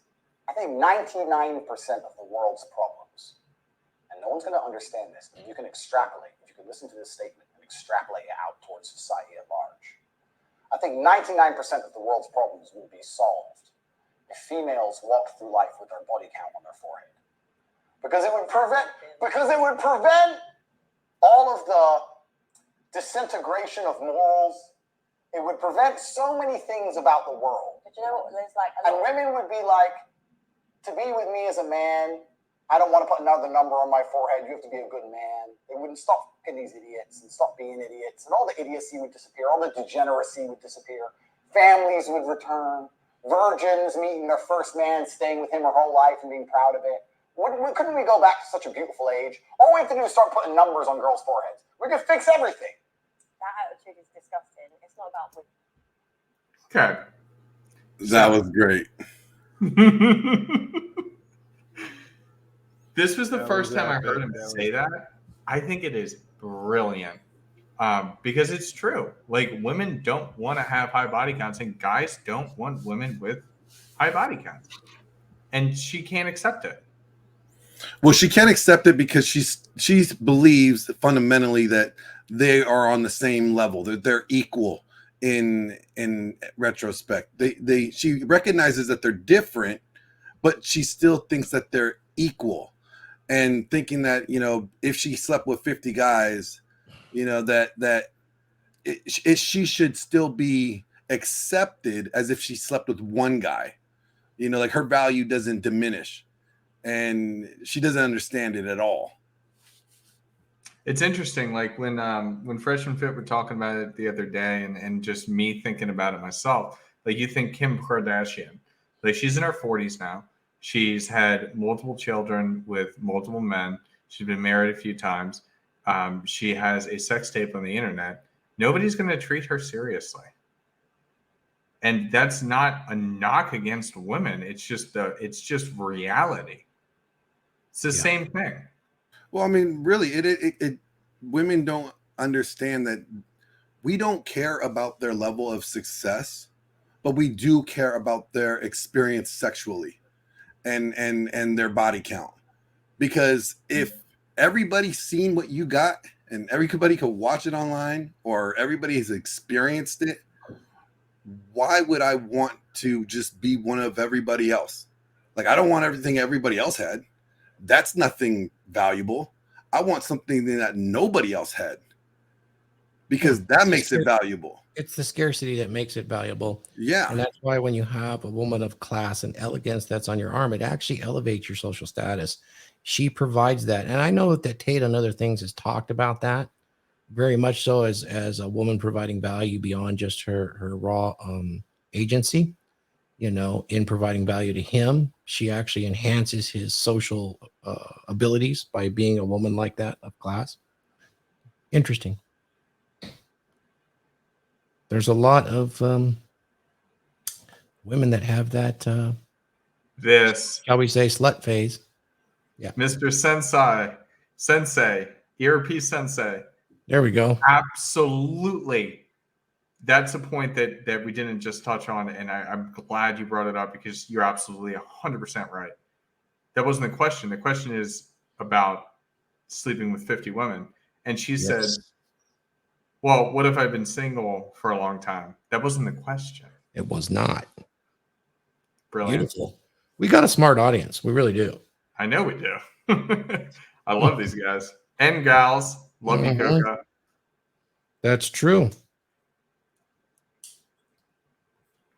Okay, let's play this through. I don't know if there's anything more on this, but then I got other ones as well. Actually, you know what? Let's just go to the next one that I got here. Unless anybody has anything else to say on that. All right, good to go.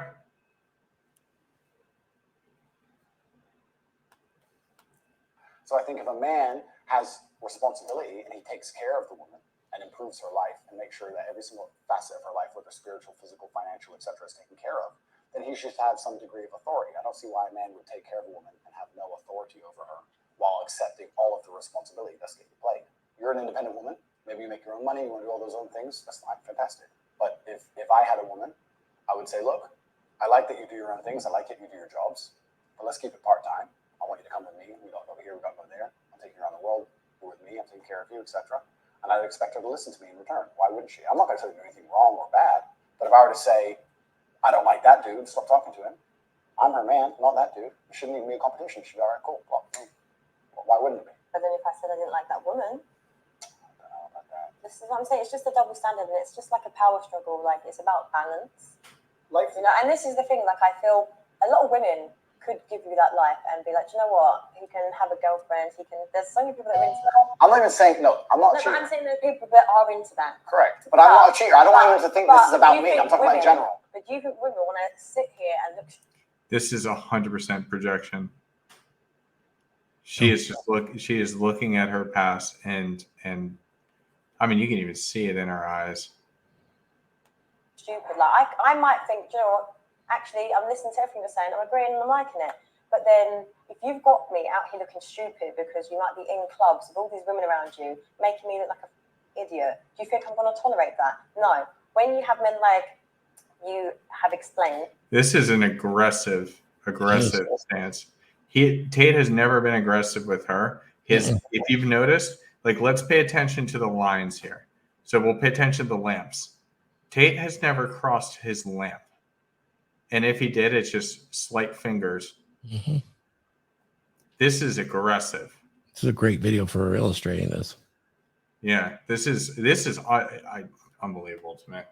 It's It's as if you're trying to prove a point to the world that you're this great man that has all these options and you're so successful. I agree. Like, it doesn't work I like agree that. with you. If there was a man, which is not me, because I'm a one-woman man, but if I'm a there man was of God. man who decided to have multiple girlfriends, his approach certainly wouldn't be sitting down and saying it the way I'm saying it. The point I'm trying to make is, I think that the idea of a man having a girlfriend who he loves and maybe sometimes stepping out is not nearly as offensive as the idea of a woman having a man she loves and sometimes stepping out. It's wild. She has an extreme need to be right in her paradigm for which she was conditioned to throughout schooling, social constructionism, and university, and feminism, of course. It's crazy.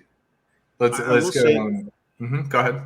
I was going to say that this is kind of interesting. I've never watched this. I've got to go back. I need to watch this whole thing. I wish in interviews that they had a camera on. I always love it's the best situation is a camera on one person, the other person, one camera on both of them. His self-jet, it's really interesting.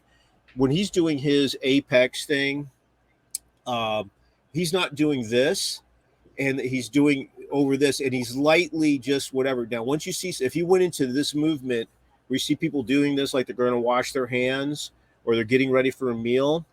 That's called self-soothing. Self-soothing when you get into Andre, could you show that? Could you show that once more? I just put you full screen. Okay, so thanks, man. So what it is that when he's his move, I have to do a whole body language thing on this, but anyway, so he has this very, I don't know if I'm doing it right, but he has this where his hand is over one piece, right? And he's not doing this, he's not doing this, he's not doing this. He's not doing self-soothing.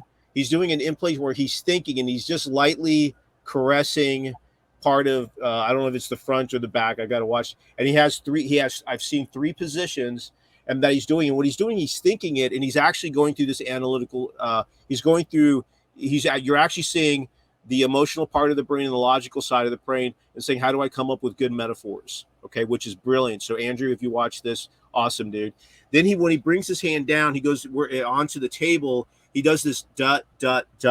which is you would say the engineering, the architect, or the grammar person in the brain, and he goes ... It's like step 1. What it is, we need step 1, we need step 2, and we need step 3, and then we need 2, we need 2, we need 3. And it's very interesting to watch that when he crosses his, where some people some classic body language stuff say once you cross your arms that means defensive. I'm putting it in guard. It can be. But what he's doing is you have to actually take it to and make it congruent with the person is actually saying. Don't go for the generalization. What is the person demonstrating? So by him doing this thing, like, okay, but he's not like, how am I going to beat her or whatever? She's completely relaxed, which I love. So I'm going to put that in. He's relaxed. He's cool, calm, and collective. And then he's going, okay. And you can actually see the logical and the emotional part of his brain demonstrating the frame and the message he's trying to get across. So like I just did my thing, right? Was that's how I do my logical and rational 1, 2, 3 is when my hands are separated 1, 2, 3. But he did it on at least in this situation, he put his hands on the table directly and it was about 3 inches apart. He went 1, 2, 3, 1, 2, 3. And he was totally relaxed, even though when his hands are kind of crossed like to here, I forgot what arm was what side was over what, but he's not really, he's just kind of like he's relaxed though. That's what I'm saying. He's relaxed. When she crossed her arms previously, where she was like, and then when Thor said she was the most defensive and her arm was all the way outstretched, that is an aggressive unconscious act. Okay, that is it's above a microaggression to a full-on aggression. Okay, so micro to maximum. So, I might even make an entire video on this. This is really good. So that's what I could do more, but it's basically that's the variation. It's very interesting to say Andrew Tate is not doing self-soothing. People that are really into the maximum, he's not. He's actually thinking. In his thinking, I can tell you is 1, 2, 3 next. 1, 2, 3 next. So there you go. It's brilliant. That is fantastic. Thank you so much, Andre.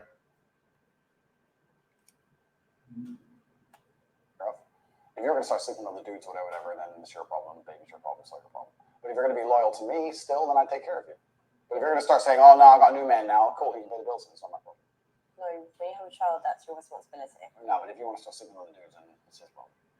It's an accident, right? So you shouldn't be punished in life, and the child's absolutely not innocent. I would take care of you completely, and I'd take care of the child completely. And I'd always want to see the child. But if you were to say now, after let's say a year or 2 years, whatever, I have a new man now, blah blah blah blah. Like, all right, cool. Kids with me twice, 2 days a week, whatever it is. I'll make sure the kids looked after. But I'm not financing you in another man's lifestyle. I'm not just sending money to your bank at random and just making sure that you and this dude, whoever he is, are going on holiday and whatever. I'll take care of the child while he or she is with me.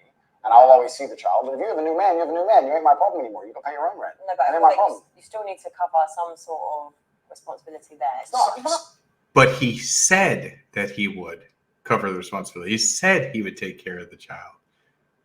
Some Ask him sort. to pay my whole rent. I'm just saying. Okay, some sort. Yeah, but some sort is a reasonable what you're balance. saying, I agree with what you're But saying. they're gonna come along and say, "Oh, you're rich. Give me 10 G's a month," and you're Okay. fucking some next dude. My answer's no. Okay, but with that scenario, how do you know women aren't going to try and trap you?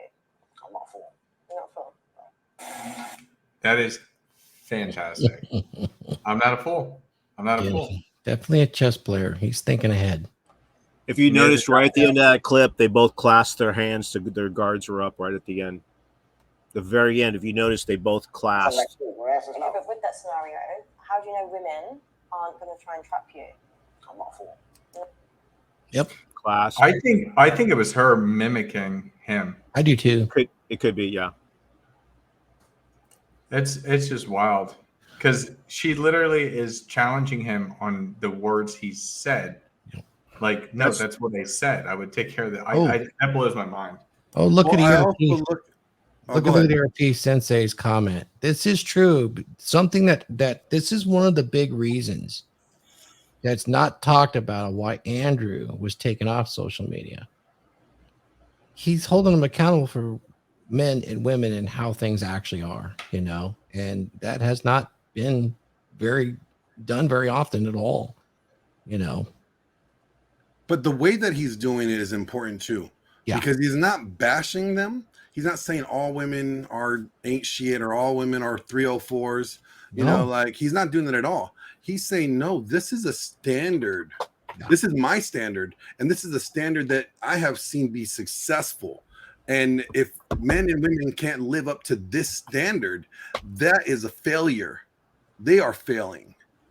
And yeah, when he's doing it by talking- by helping Yeah. the men understand, which is really interesting, and it terrifies a lot of the real solid. I mean, they banned him for no violations at all, no policy violations. Well, I have to say it hurt my feelings, so I'm glad.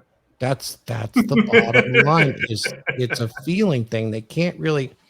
I mean, they articulate it by saying he's dangerous, but the real danger is in what? Did he hurt some feelings? I don't even. I don't know. I really don't like the conspiracy thing of thinking that it's trying to get control. But I really do think it's feelings, and they don't want to deal with the public outrage because dude, there are so many people that have said stuff about Andrew that are completely unfounded, and there's no proof of just because they've heard one thing or saw one TikTok.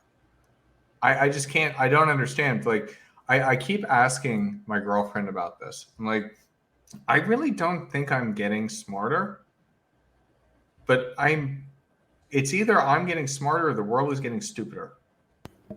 The world's getting stupider. Trust me. That's the way I look at it. But I want to say something about this whole scenario, this issue with Andrew, is that it's a combination of both. They don't like the narrative that he's saying because it's so counter to their narrative. And it literally, there hasn't been a guy that has been so captivating, so impressionable on young men and men in general in such a short amount of time, because he's not big in podcasting or social media. I mean, his Instagram was basically his cars and his house and shit. It wasn't like him coaching guys or saying anything. Okay, so he's made such a huge impact in such a short amount of time. And the woke narratives, the feminists were shooken. They didn't like it because they don't want to have anybody that impactful really affect an imprint on young men and change them from their views of how men should be, because they've worked way too hard pushing, Me Too, pushing toxic masculinity. They put a lot of work into socially conditioning men to where they are now, that anybody like Andrew coming out making that type of impact is a huge threat and needs to be taken out.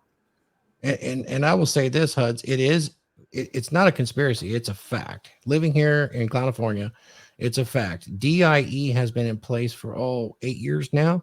It is a fact. You're seeing the impact of it on all the big techs now being revealed. It really, really is. I will direct you to Rumble once again, where RP Thor has a channel. You'll see the Elders Council, the men in age of emotionalism.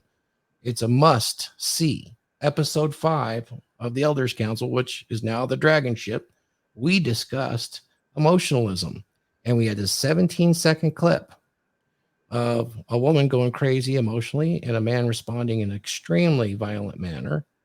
However, we got suspended for a week because of that clip, and yet that clip was taken off YouTube and still stands on there today.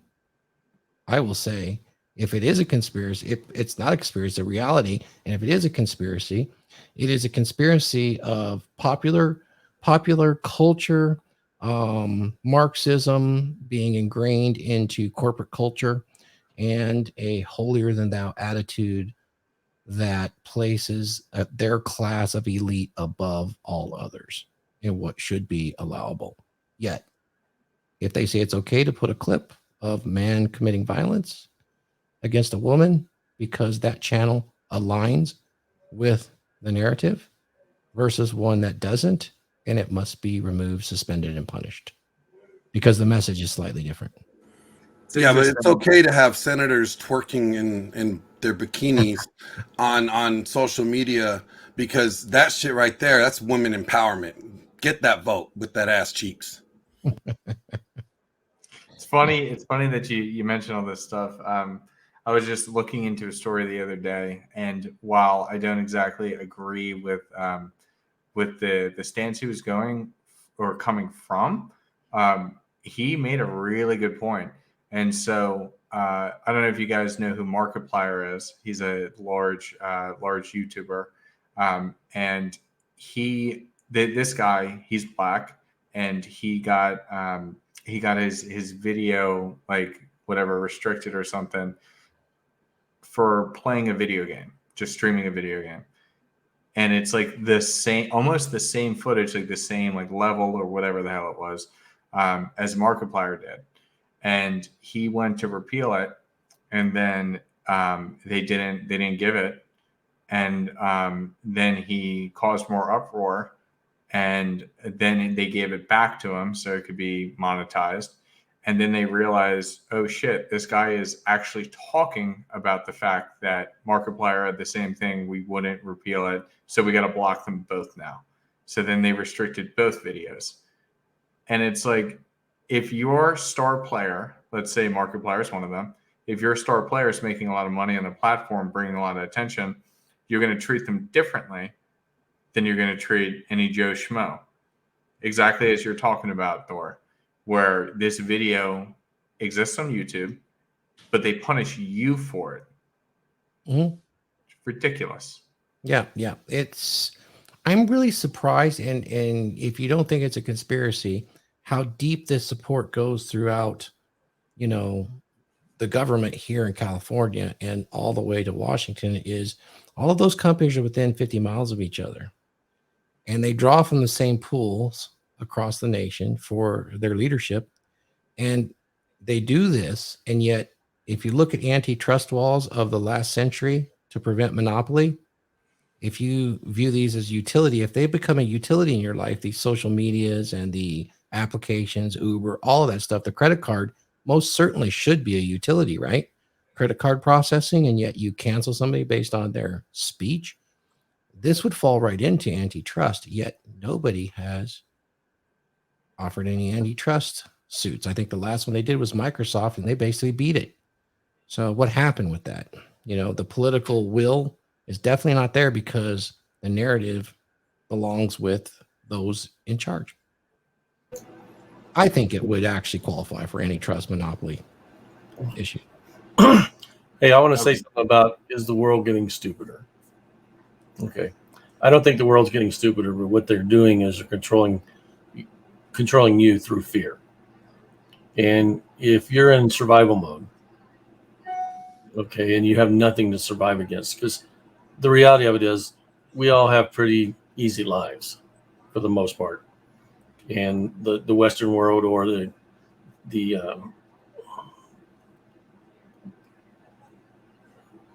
what do I want to say is the free world, and even in most of the communist countries, they have a fairly decent life.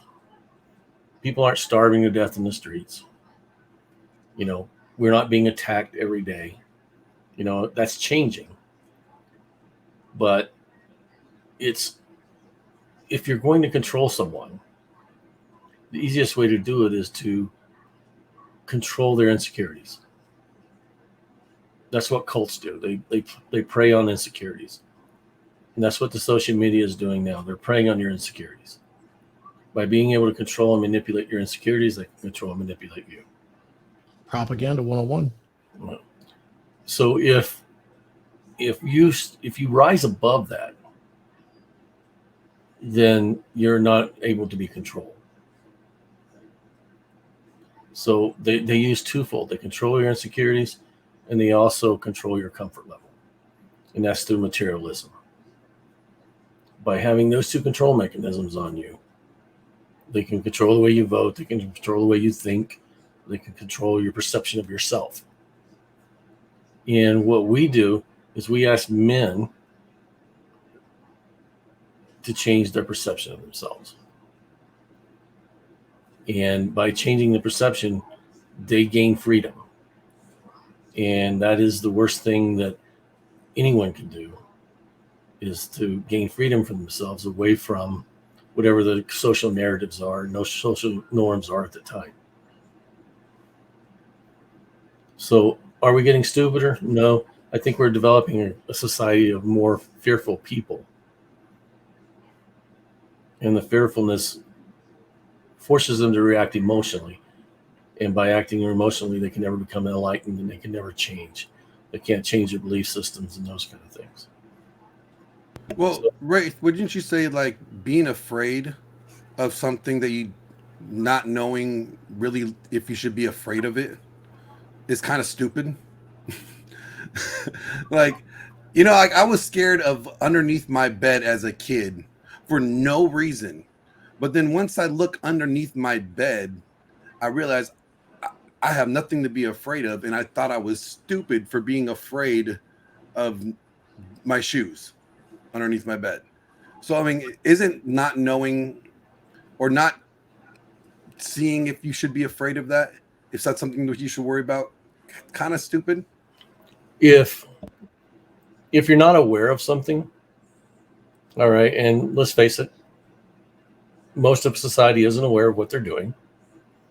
If you're not aware of something, that doesn't buy into your intellect or your ability to think. It buys into the emotionalism that we live in today. Okay? By controlling your emotions, and one of the ways they control your emotions is through creating non-rational or non-rational fear against something. Okay? Just take the current, crisis. If the Republicans come into power, they're going to destroy democracy. Now, there's no proof of that. But then they start giving you all these examples of how that's going to happen.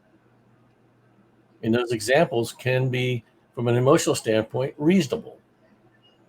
But from an intellectual standpoint, are they? It's not that we're getting stupider. It's that we're not exercising rational intellectual thought anymore. And by not doing that, we're willing to take what anyone tells us as true. I would say that if what's happening in the world is that we're becoming less rational, and we're becoming less intellectually comparative. We can't compare this and that anymore, because if we do, that means that there's something wrong with us. We have to buy whatever the social norm is. You know, that's where we're at. My hope is that we reach young men and women, if they watch the show, to say, hey, that doesn't meet the standard that I want for my life. And that forces change. Yeah, so we're at a point where in society we don't really question the information given. We just tend to follow as the orders come. Right. There's no thought about or validation. We're not validating what we're being told. We're just accepting it. Yeah, like there's no trust but verify aspect at all. There's Right. no trust but verify. It's just okay. Right. That doesn't make us any less intelligent. But what it does do is it plays on the controlling of our emotions. Okay. Yeah. Yeah, When I you see talk that. about school shooters and stuff, and why young men are doing that now that they've never done it before, it's because there's no rational comprehension of what the result would be. It's all emotion. Yeah. Well, and also, I mean, the whole school shooter thing, it has been has risen over the years. I mean, I think the first one that I remember was Columbine, and I think I was in high school at that time. And since then, we've had, I don't know how many, at least 100 at least so far I could think of. Maybe not that much, but since then, society has feminized boys.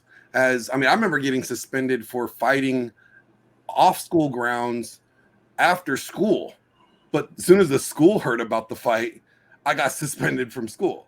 Like they punished me for something they had nothing to punish me over. Right. But it was their way of saying, no, that behavior is bad. That male behavior is bad. And since then, since we have feminized boys so much, they don't know how to respond. It's like they are dealing with their hardware telling them to respond this way, but their social conditioning software this way, and then they just break. Right. And that comes back to, and I'm bringing it back, Thor. That comes back to the understanding that emotionalism has a place in your life, but rational understanding of yourself does more good than damage to you, and that your frame exhibits that. It exhibits that pure thought of what is acceptable and unacceptable to you based on those beliefs and values. We're trying to give that power back to young men. Well said. Well said. Before I play this last clip here, I do want to give a shout out to you, Juan. I'm going to have to look into that. This is the first time we've been doing videos like this. But yes, I take back my other comment. Thank you very much. Appreciate you, man. So let's watch this last one here. She can give him love. She can give him care. She can give him protect his spirit. She can add peace to his life. Yeah. That's what we can add. As a romantic partner. Women can just do that as a friend. No, they can't. That is a lie. You lied to me. A woman who is not romantic with the man cannot add genuine peace to that man's life. Yes, they Fucking can. lie. Yes, they Lying. can. Who are you lying to? Okay, but this is what I'm saying. But you just think women are only good for just if they're there sexually. It's not about being there sexually. Yeah, but it is because they've just like you've just a woman's job is to spiritually protect her man. But you can do it with a friend. You can also do that. Listen, I pray for all of my friends. Your perception of women I pray for all my friends.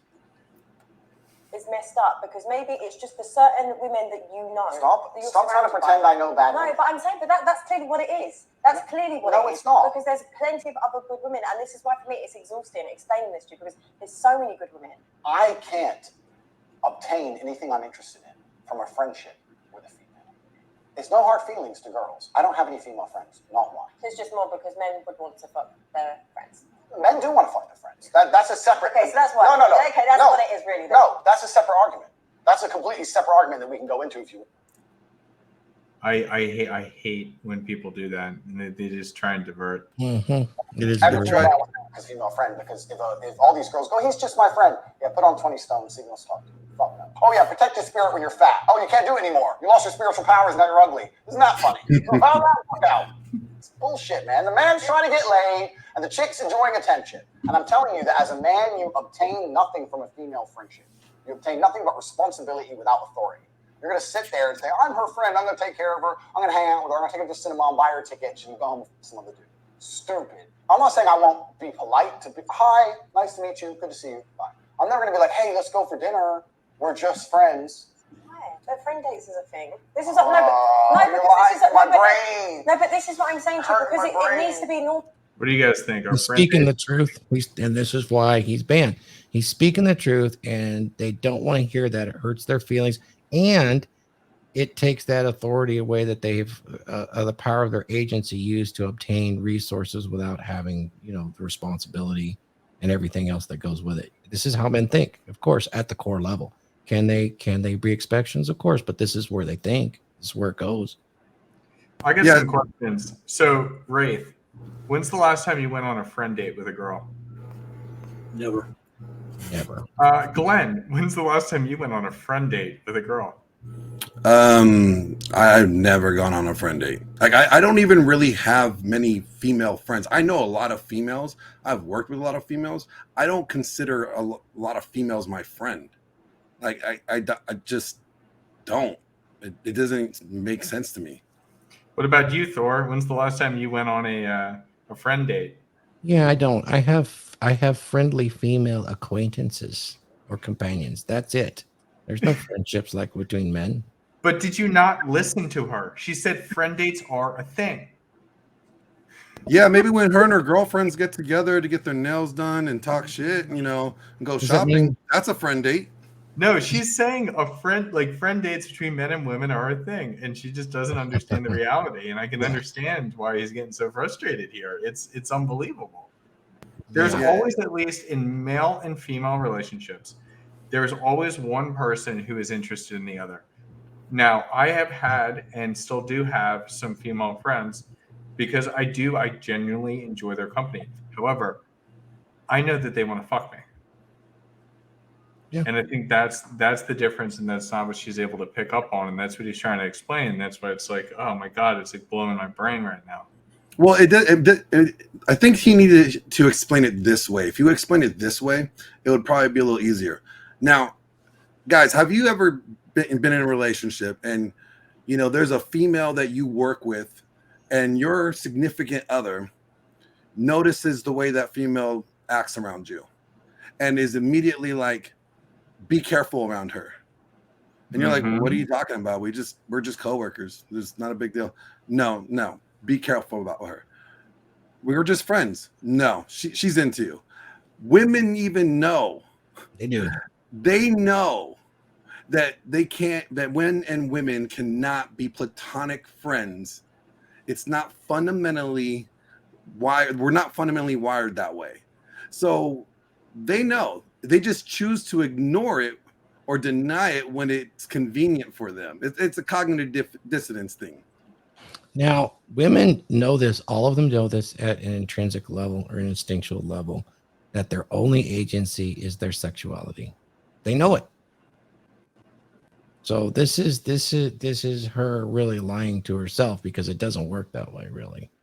It's pretty amazing. But this is wonderful, because his response to it is exactly what we all know, and what people that actually deny it, end up in the situation where the explanation to the male is, I don't know. I don't know what happened. I was drunk. He was hot. I don't know. It just happened. They can't even explain it themselves. But that's where it ends up. Is there any more of the clip you want to show, or is that it? I can play the rest of it. I don't know if there's anything else, but it's interesting. I mean, we're not even talking frame anymore. We're at the end where she's getting very combative, but it's still interesting. So let's play like another minute or so. normalize, because if you don't have any female friends, you're just basing all your philosophies on just women that you don't even talk to. Men who pretend to be friends with girls are just trying to get laid, because there's nothing else to do with a friendship with a girl but trying to get laid. It's just some beta male bullshit trying to pretend to get laid. Okay, If they well, were G, they just. So I do, as I said, I do disagree with this, because I have female friends that are interested in me, and they bring some sort of value into my life. Try, she'd say no, and then move on with their life.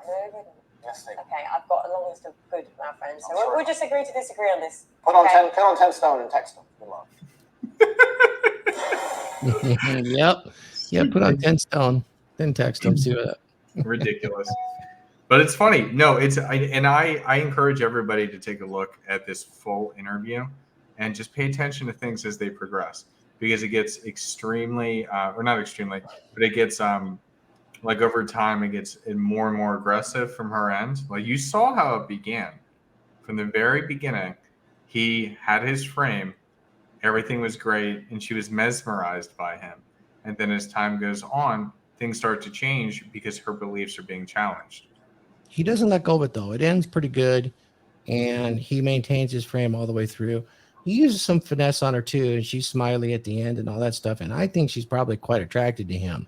But because of the setup, it's as far as it can go, and he would not really be interested in where she's at. I mean, she is just right on the wall, so, as far as anything that would be serious. Pretty interesting, because it boils frame down into that microcosm where we use it every day interacting with other people. Much larger frame applies to us in our personal lives as we progress as men, but that's a really interesting way to look at it. I like that. That was really cool. Okay, let's go ahead and wrap these things up, guys. What an interesting conversation. Frame's important. Go get it. And where you go get it, Raith's a master. He can help you with this frame.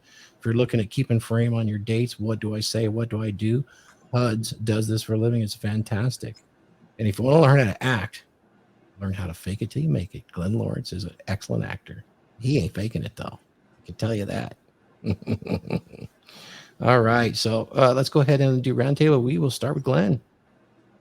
Yeah. You guys, I just want to say frame is one of the most important things you need to figure out for yourself. You need to figure out what your frame is. You need to not let, popular belief or, society or the culture or your friends or anybody influence your frame. Okay. What separates strong men from weak men is that strong men have their frame. They control their frame.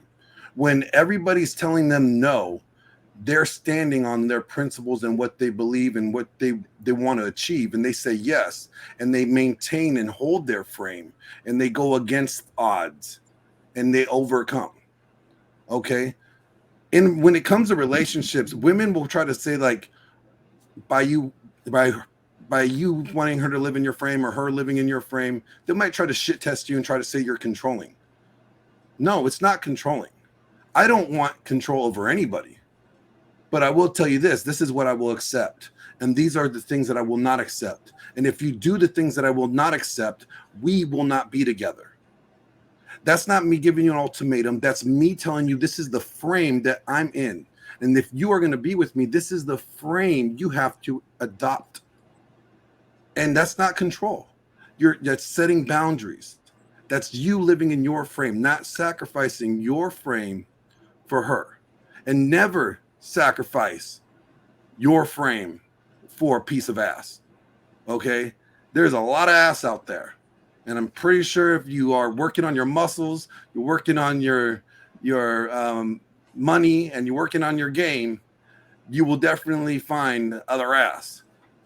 So frame is just a huge, huge thing. And like I said, I wrote a movie about it, Mind Dates, and we're going to get it out there one way or another. So how can people help out with that? Where can they find you? How can they help out with that movie? I need to reactivate the Indiegogo because, they do the campaign for only so many days and then it goes deactive. But I'll redo that so that people could donate there. But also, if you just want to collaborate, because I'm working with a lot of people that are in our community. So if you're an influencer and you want to have a little cameo spot or something in it, that'll be great. I want to work with you. I'm working with Savo on this project. I'm bringing him on. Of course, Thor, I'm going to have you in there somewhere.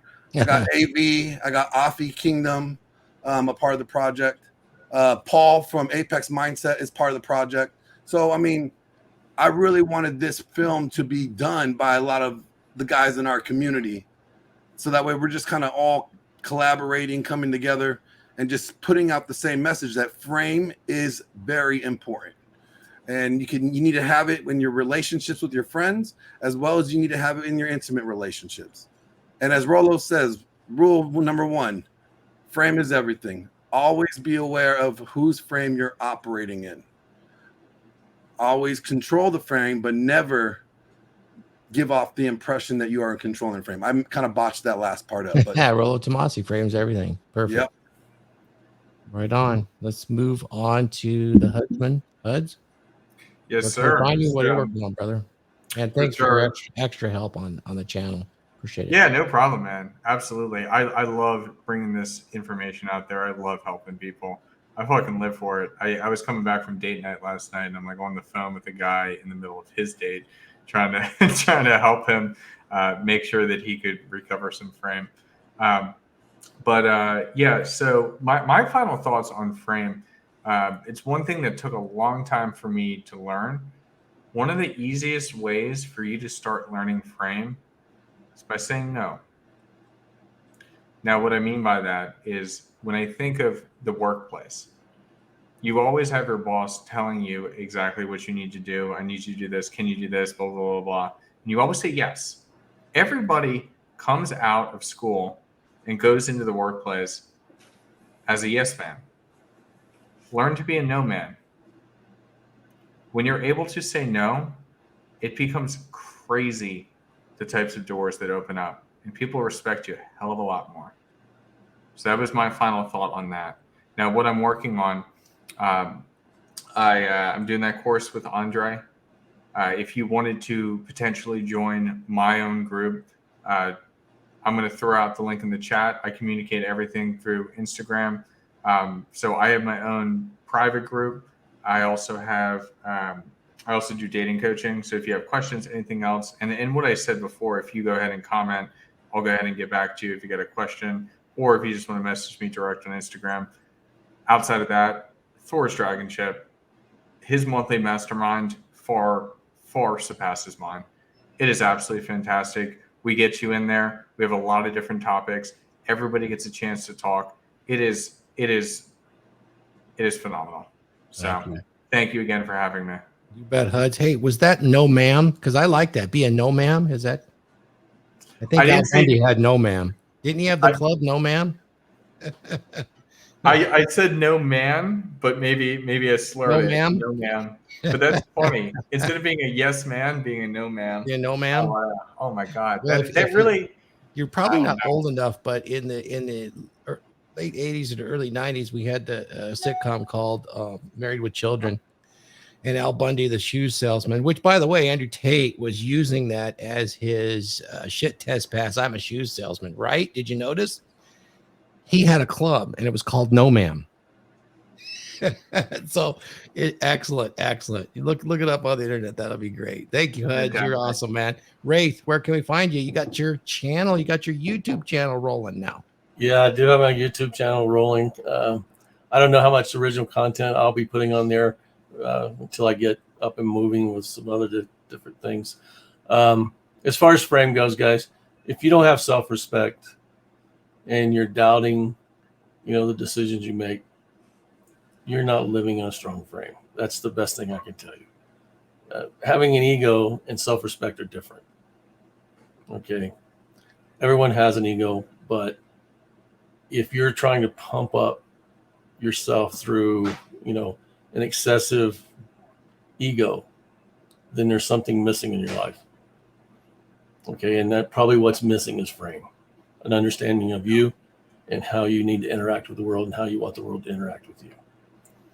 So, from that standpoint, I do think it's one of the most important things in life. I think it starts you down the path of self-awareness. And if you're, trying to find your true authentic self, you're never going to do it without frame.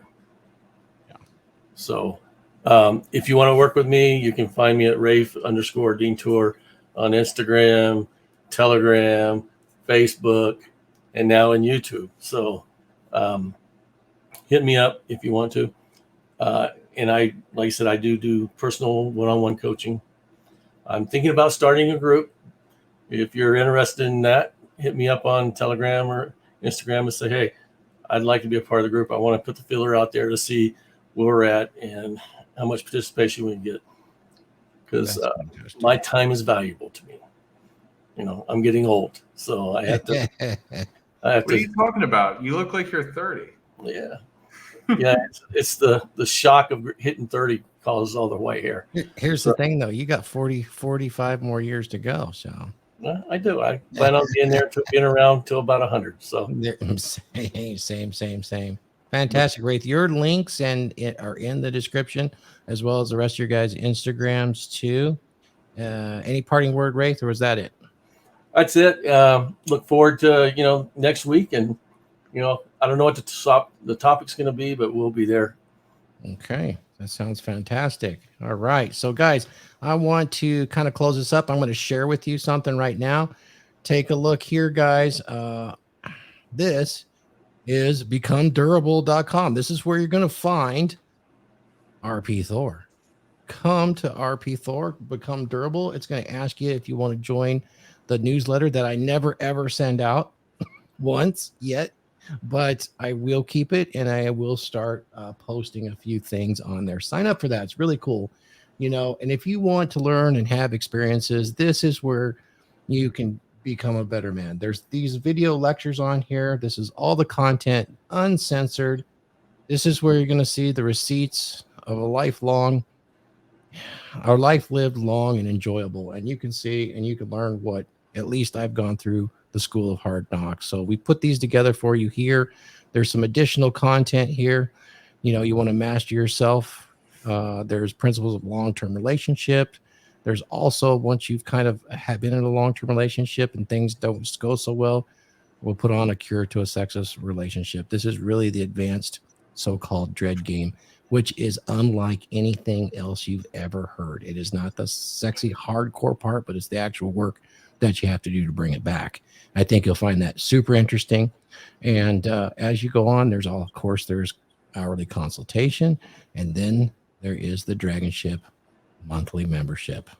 You want to become a power lineman, you can do that as well. I work with the guys, and I show them all the unions and the schools in which to qualify and certify in order to enter a craft apprenticeship and make some big money. We talk about the Book of Odin here, some wisdom there. No gym, no time, no problem. You want to stay in shape and you want to do it anywhere you can. I got a video series on that, as well as some additional content from an old guy that's worked hard and made a lot of mistakes. So take a look at that. And if you would, go over there and take a look here on Rumble and subscribe. If you go over to Rumble, you can actually find my YouTube banned video, which we got a week suspension for, which is labeled under the Elders Council, and it's right there. Not episode 5.1, but episode 5. And you can see the 16 seconds that we got suspended in a week suspension for, and I'm not even monetized. So probably because it used to be the Red Pill Thor channel and not RP Thor, that there's probably some eyes that look at us. So go over there and support us right there. We had some views over there, and we appreciate that a lot. So please go do that. Come look at us next time. We're broadcasting to all 5 channels. I thank the guys, and we'll see everybody next week. I'm going to take you out here with a video on Thors Dragonship. Thank you, gentlemen. Skull.